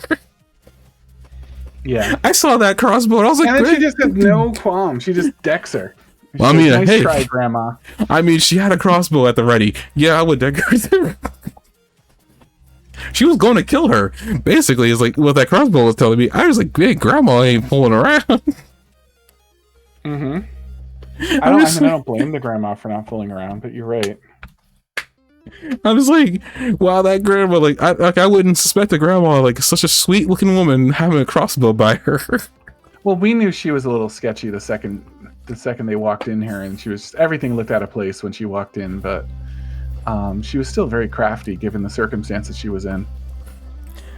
I mean, I don't think she looks suspicious. I mean, I will say this is my thought process. Looks suspicious. The guy ran in there, and then she runs in 2 seconds later, and everything. Like, she knew that. Like, she knew. You know. No, I mean, I know what I was basically like. It's not that the place looks suspicious for me. I was just suspicious of the fact that he wasn't in there, and she was the only one in there, and clearly nobody else came out. That was my cue. It wasn't the fact that nothing looked out of place. It's just like, okay, where is he? It's clear that somebody walked in here and he's not here anymore. I just thought it was but for her to play dumb, like obviously nobody was going to buy that, but still, it was very crafty, like the way she tried to handle it. Yeah, it's like, oh, I don't know what you're talking about. I was like, yeah, as I reached for my crossbow. Mm-hmm. It was fucking armed to the teeth crossbow too. It had extra ammo. It was like strapped up. She was ready for that at any given moment. Yeah, she used it before. Yeah, I'm just laughing. Blood stains. It was like careworn. Like she knew what time it was, but yeah, you know, like Bogart killed her. That's a fun way of putting that. Huh? Yeah, she knew what. That's a funny way of putting that. She knew what time it was. It's like she's dead now. Well, maybe not. Maybe she's just got. She looked like that Beauregard killed her. I don't know. She may not have, but after that, she looks around, sees there's a book that clearly was taken out, and she goes around the bridge. She goes around and goes on the roof. She sees where Xenov went, and now she's talking and he's talking to one of the Vogue Masters, are you gonna call those, like those that special type of assassin that we saw earlier on, and he's talking to her, and he basically just clouds like, man, you gotta watch out what you're doing, like I can't keep covering you for like this, or like I should have gotten paid more if I was gonna have to cover for you like this. I was like I really hate that Xenoph is in on this. I was like, man, why does he have to be an undercover monk? Like I really hate that. I was like, man, he was kind of cool the way he was like talking to her. It seemed like he genuinely, I guess another one I was, you know, it's like he seems like he genuinely cares about Beauregard. Like it isn't like a facade. Like he does genuinely care about her. So it's one of those things. Like it's one of those things where like I feel so, I'm a little upset that, you know, he's kind of an undercover agent, because I know what's gonna happen. Well, I say that, but I probably don't. But like I know what's gonna happen. It's like she's gonna confront him, and he's gonna pretend that he never cared about her, and she was a waste of time, or whatever like that, and she ends up killing him. I'm like, man.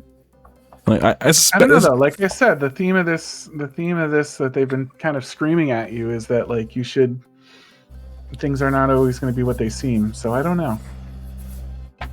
I mean, I hope you're right with this one, but I'm just saying it's like I really don't like the fact that one of her closer, you know, who appears to be a parental figure is like a double agent. I'm like, man. Like it makes my feelings for the character very complicated, because I'm trying to figure out where I land on this character. Now that's where I'm at with him. It's like I don't know where I land on him right now. I'm like, man.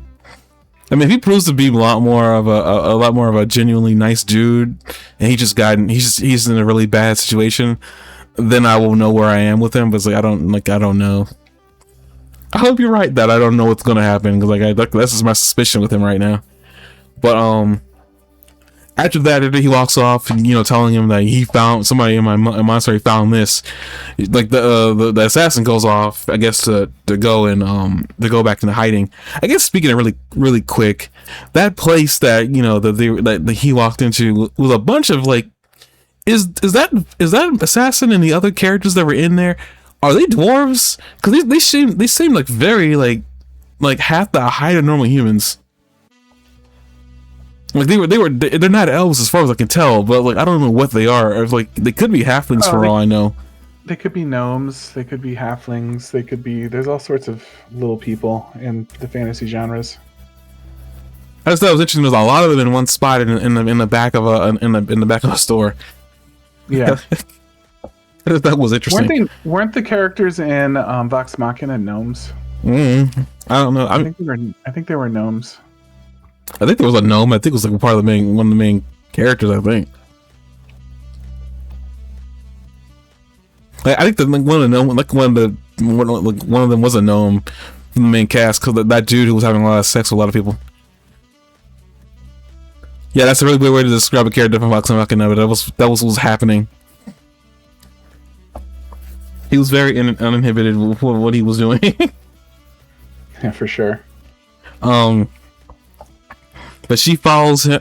Beauregard follows her, and it's obvious the assassin knew that she was being followed, and they get into a fight. And at first, Beauregard seems to be able to handle her until she brings out the magic and stuns her. And at first, I thought it was like magic poison, but I'm guessing it was just magic knockout gas or whatever like that. It was yellow, but Beauregard was not ready for that, and then she got knocked out. And then the assassin walks off like. Not in my house. Mm-hmm. Man, we're fighting outside the courtyard. My house. Sorry, You're fine. And then basically she wakes up. Beauregard wakes up in a spot. I don't know where that was. I'm guessing where Dayron lives isn't in the monastery. I'm guessing. This is my guess because she wasn't wearing her monk garb, so I don't think she'd be living in the monastery. But she wakes up in like Dayron's room, and then Dayron kind of gives her the spiel about like she knows what's going on. There's like a bigger conspiracy going on here. She knows about like the Lux being stolen. And she tells her about like the assassin character she fought.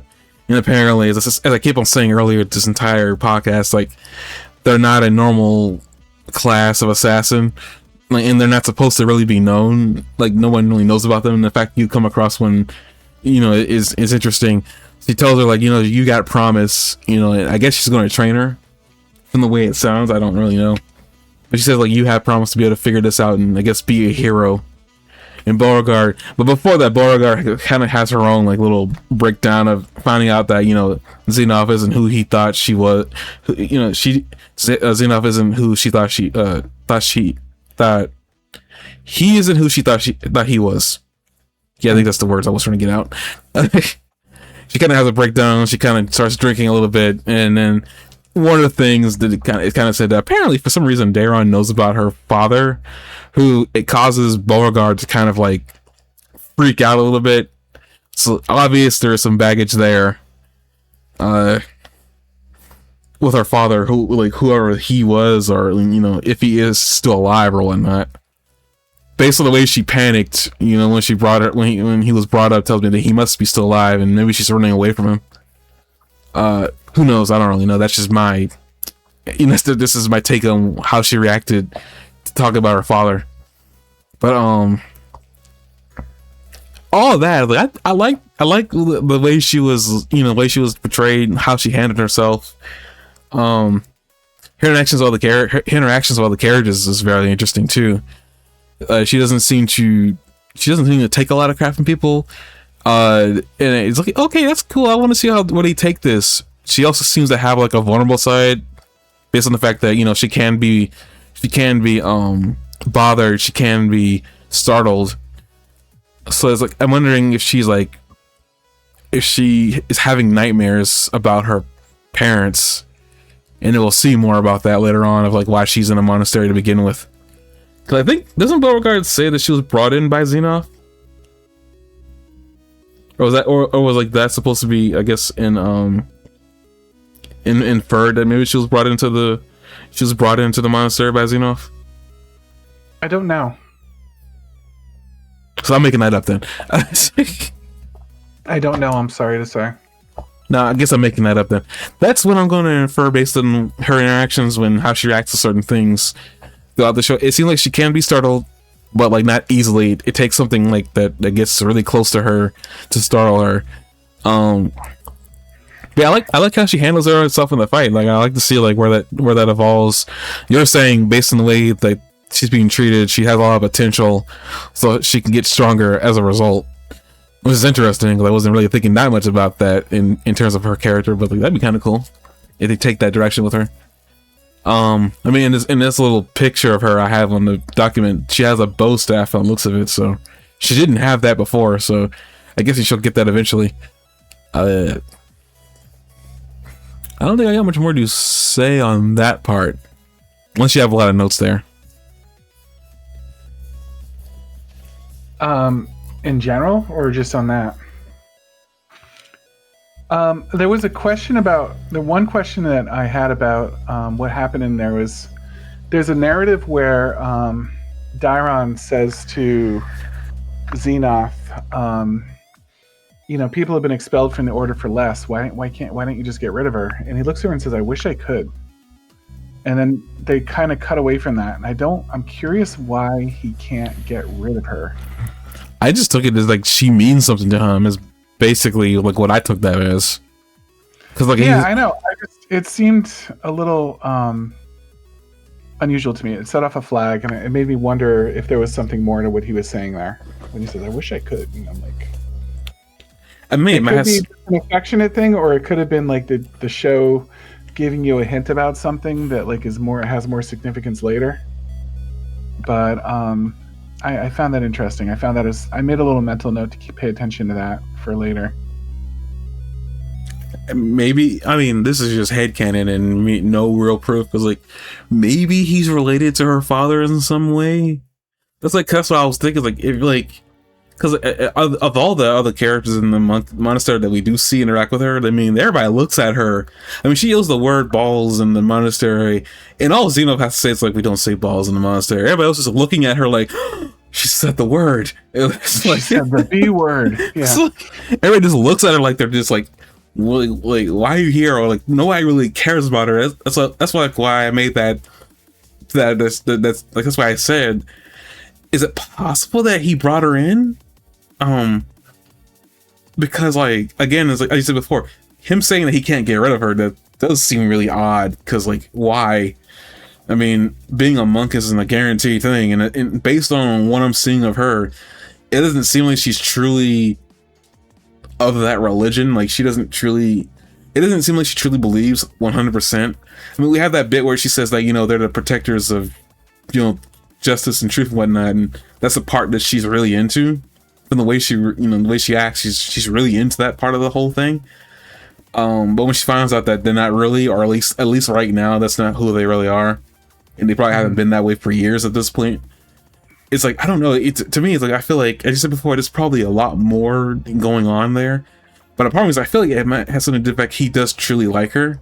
That's like why I say it feels like he does truly respect her, because I mean, he does talk to her and listens to her, even though he does punish her a little bit. Yeah, I wondered if the show wanted us to think that he liked her and to kind of throw us off the scent. You know what I mean? I genuinely don't know, but I wondered if the show wanted us to think that he liked her to throw us off the scent for later. I say this before, and I'm going to keep so saying this. It wouldn't be too obvious. You know what I mean? I just don't want Xenoth to be. I didn't really care about you. You were just a pointless distraction. Like, I don't want to hear that from him, because he seems like a genuinely nice dude. I'm not that far. I'm just saying that maybe he really would rather get rid of her, even if he likes her. Maybe he'd rather get rid of her so she doesn't have to be in the way and maybe eliminated later or something, you know? Maybe he's like, I wish I could get rid of her so that I wouldn't have to worry about her learning more than she should, because she's too smart for her own good, and we might have to take her out. So he could even like her and still have that not be inconsistent with him caring about her, you know? But like his role, if he was kind of betraying everybody. Because traitors sometimes like the people they end up liking the people they betray, you know, especially if they're double agents that have had extensive interactions with them. No, I understand. It's just I'm afraid.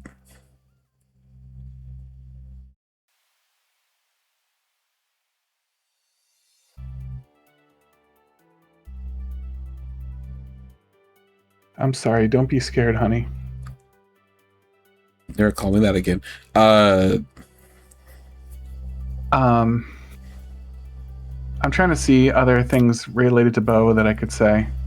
When she fights Aurelia, I mentioned off podcast that I thought it was surprising and a really strong testament to Bo that as a rookie she did that well against a seasoned. I know she got her butt kicked, but she didn't get her butt flattened. Like, she did have a say in the fight at the beginning, like, and got a good shot on her.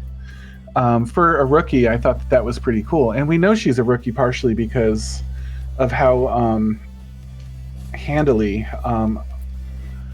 Aurelia takes care of her. Like, when we see Aurelia like jump in and just kind of like disassemble her, we know that Bo has room for improvement. But what I like about when Dairon disassembles her and like just hits her 6 times and she can't move is that we see Dairon is part of the same monastery as her. So we kind of get a little taste of where Bo might be by the end of the series. And that's kind of cool. Like, I'm like, I want to see the part of the series where she can do that, you know? I found it interesting too. This is a missable detail in my opinion. That there just happened to be like a magical trap waiting in that clearing that she was lured into to set off to like take her out. Because Bo, like, I think Bo would have lost the fight either way. But the way she loses the fight is by stepping on that magical trap. Well, Aurelia said that. What? Aurelia said that. Yes. What's your point? No, never mind. Shut up. I'm saying I know Aurelia said that, but I think it's interesting that even though she lured her specifically to that trap, I found it interesting that she just happened to have that trap there. And in a world where I have a lot of faith in the writers, I'm curious how that trap ended up there. What do you mean? So, I don't know. I just think there's significance to that trap. The fact that the trap was there and that she stepped into it and it was there like just waiting for Bo to like walk into it. I think there's significance to that. I think it's something to pay attention to. I'm very confused at what you're getting at with the... You're saying there might be lower explanations as to why she placed the trap there? Why there was a trap there in the first place, right? Like, it seemed like she didn't have time to put that trap down and run away from Bo. It seemed like the trap was there and that she lured her there because there was a trap there. You know what I mean? Not that the trap was there after she found out that she was being followed. So I found that interesting, and I was curious why there was a trap there. Like, is that a suggestion that like their base was nearby? You know what I mean? Or like what was the trap doing there in the first place? Maybe I'm wrong, but I swear I thought there was a point in the animation where like as Aurelia was preparing to launch into her magic barrage, her foot, it was either her right or her left foot she placed in front of her as she was about to lunge at her. There was a yellow like color or whatever like that appeared underneath her foot, and I thought at first that was supposed to be her lunging at her with magic power, but then later on, as you said before, she like Bo is lured into that spot and then immediately brought down as a result. Yeah, it felt like a booby trap to me. But I could sort of Willie put that down there immediately. It was like it wasn't there already. Like she had put that down herself. Like that moment. I didn't see her do anything that looked like she put it down. Did you? Am I missing something? To me, I thought it looked like to me like because when Aurelia was preparing to launch at her, it looked like she had put her foot down, and all of a sudden there was this yellow energy underneath her foot. And it's at 33:45. I'm gonna watch that fight.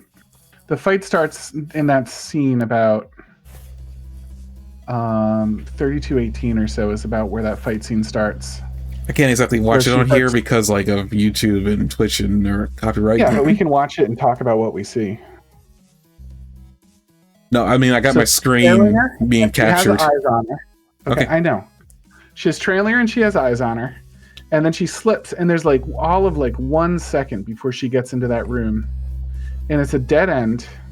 And she's waiting in ambush. So she must have used her time that she in that short little like lead that she had, not to set a trap, but to jump up and hide an ambush, because that'd be a lot to go all the way out in that clearing, and put the trap down, and then go all the way up the top. You know, like and wait an ambush in the moment. Like literally, we're talking like the 1 second she had. So that trap was already there when she got there. The magical booby trap was already there when she got there. I'm telling you, she put her foot down and immediately placed it, but that's just like when I remember. I'm gonna go back to that really quick. I'm watching it now.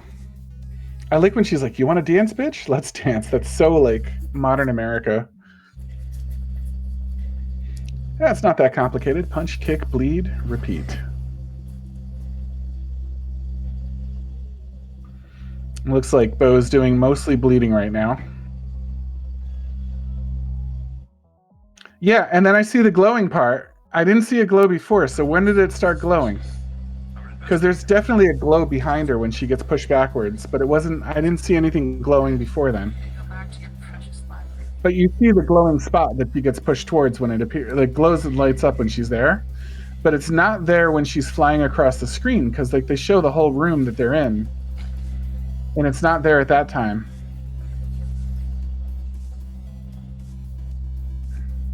I'm still here. I'm just trying to. Like, I'm trying to. Still not seeing it. And she throws the sand in her face.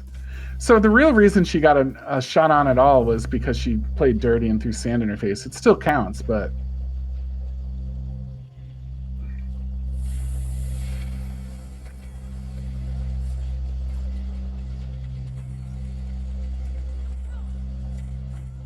I do really like this character. Okay, so she put her foot down and twisted it, and the ground underneath her glowed. That's what I was saying. That was the moment then, like, because I remember when she put the trap down.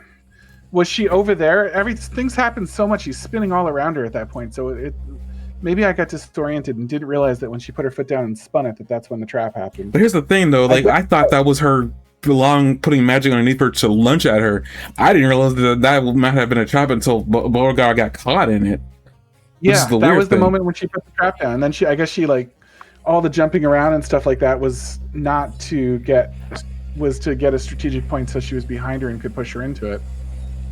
And then that trap just annihilates her.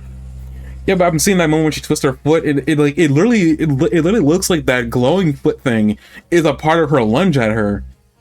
But I guess no, I think that's when she placed the booby trap because it's glowing and then you see it glowing later. So it wasn't glowing the whole time. There was nothing glowing until that happened. So that twist of the foot, you're right, was her putting the trap down in the first place. Good observation. I'm proud of you. You did good. Oh, okay. I did catch something because I'm looking at her like she twists her foot like you said, lunges at her with whatever Swiss speed she's got going on there, just starts flipping all around her like Batman for a reason, and then stabs at her. Around was just to get behind her. Yeah, so basically that she could push the trap because the trap was like a one-shot kill. Yeah, so she just flips around her, gets into a point where when Beauregard ain't paying attention, was behind her, lunges at her, realizes the Beauregard's going to catch it. So it's not even like she was attempting to try to overpower Beauregard. She was just trying to get her into that trap. Yeah. Because she was dangerous, apparently. Which makes perfect sense because it's a kill shot. Like, the second she went into that, she was out of commission. Mm-hmm. And she may have even been trying to take her out without killing her. Because at that point, she had the option to kill her. Like, she certainly had control of the fight at that point, and she does not kill her. So there may have been, like, going back to that thing where the guy said, I wish I could, like, there may be a reason they're keeping her alive. And the, what's her name? Dairon points out later that it's not just everybody that survives one of those attacks, that it's rare. Nobody came and saved her, at least not immediately. So they had every opportunity to finish her off, and they didn't. I'd be curious to learn what that means, if anything, later.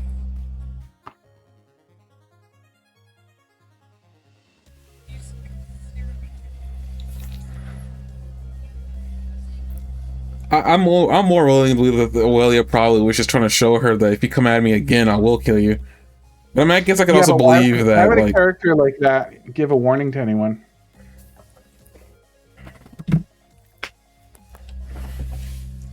I don't know. What's the value in giving her a warning when you could just take her out?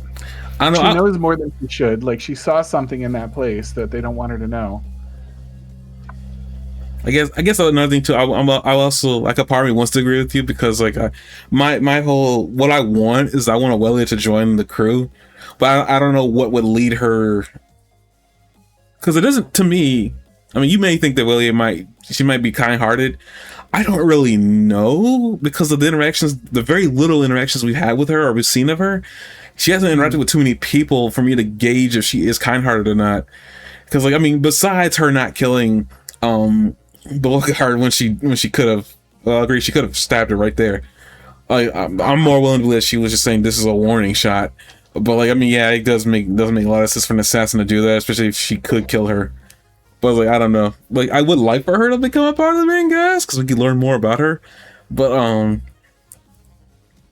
even if she becomes part of the main cast, like, that would all the more reason that she wouldn't kill her on purpose, you know?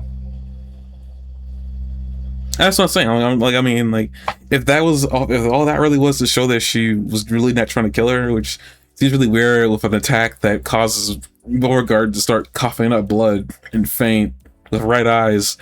It's just like, I don't know. Even if it's rare for somebody to survive an encounter with them, it's like, I guess are people who don't survive. It certainly made it believable. I guess it was like, is the reason why people don't, is there a reason why people don't survive because the Volt Striker is trying not to kill them, or is it something else entirely that causes them to not die? Like that is a question I actually do have. Mm-hmm. But again, I could believe maybe she definitely wasn't trying to kill. I mean, I'm not saying it's not impossible. It seems okay. It seems kind of weird. You're like, okay, does that mean that Willow's got more of a prominent role later on and I'm not aware of? Who knows? I will say I don't know a ton. The story builds up very slowly, and they have a lot of characters to establish. I don't know a ton about what's going to happen, even though I've seen a lot of episodes so far. Even this deep in, they've just barely all met each other. All the main characters have just barely met each other. So I don't know. When it comes to big storyline, I don't know exactly what's going to happen yet. It's weird that the characters have just barely met each other because, like, every episode is just jam-packed. Like, I mean, think about how much was established in 43 minutes.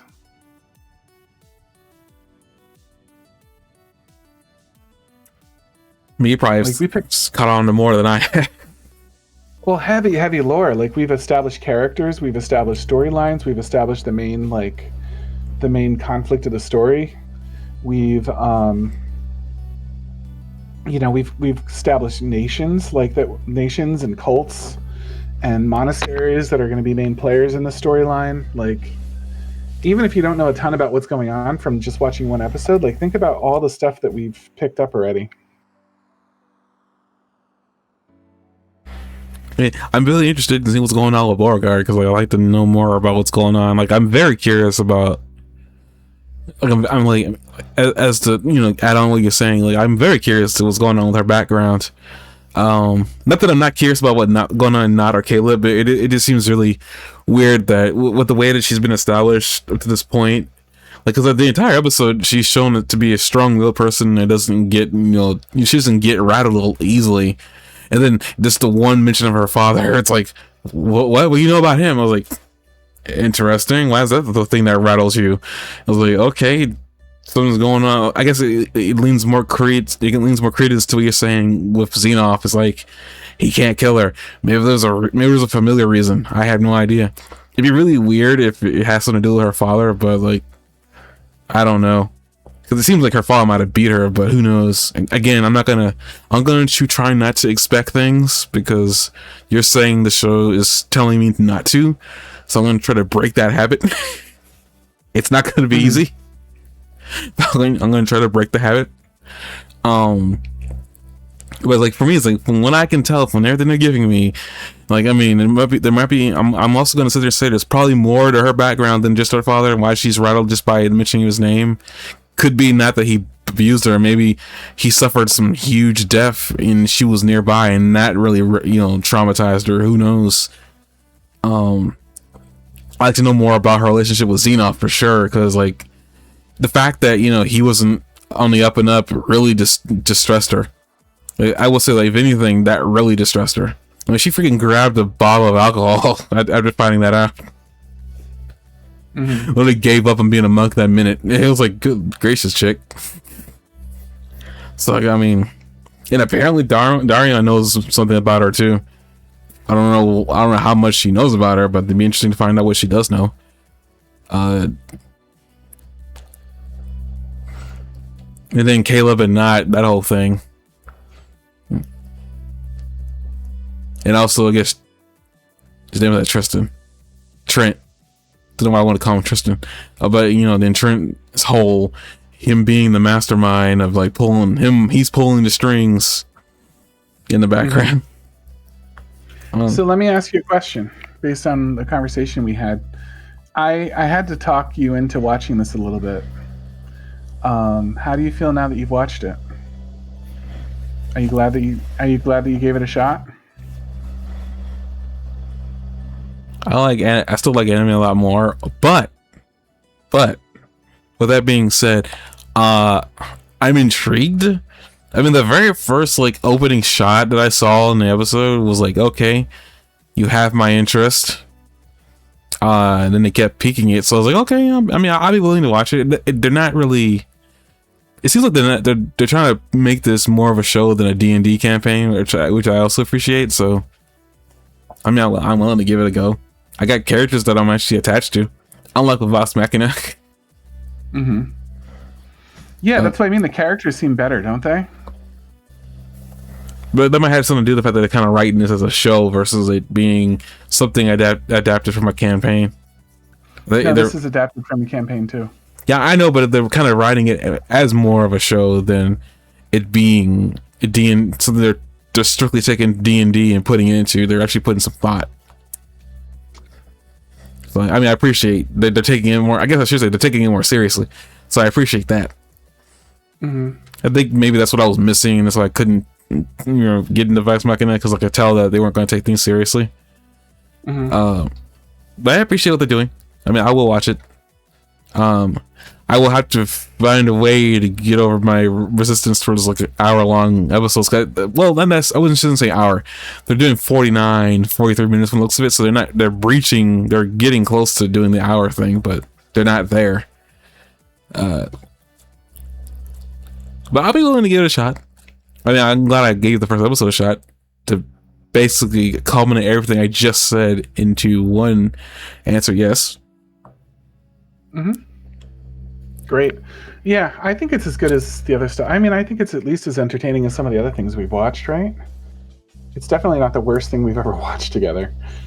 So, I think it's a worthy watch. I was really hoping you'd enjoy it. I know you weren't as into Vox Machina.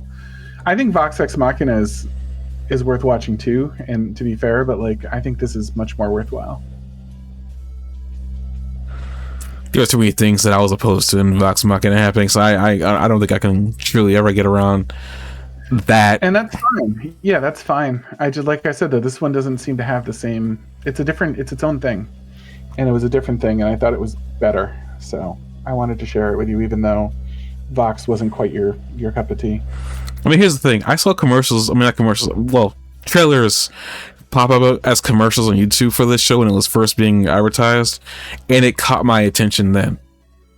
I had intended to watch it at some point, but I wasn't sure when I was going to watch it or if I was going to watch it, because I know that the same people that made Vox Machina made this. So I was like, even if it does look good, I don't know, like, if Vox Machina is a turn off. But like, the heck? Okay. There was like a drop in frames, and now we're back. But yeah, I will look at. I mean, I want to give this show a shot. Again, I do mean this. I do owe you for putting out for all the shows I've put on this show. Aw, thanks, Boo Boo. So this is when I owe you. I'm hoping I'm paying up on that because like I've watched Kino's Journey twice. Where's Trigon? No, I said the second time I watched Kino's Journey. I know you didn't like that remake, but I liked it more than you did.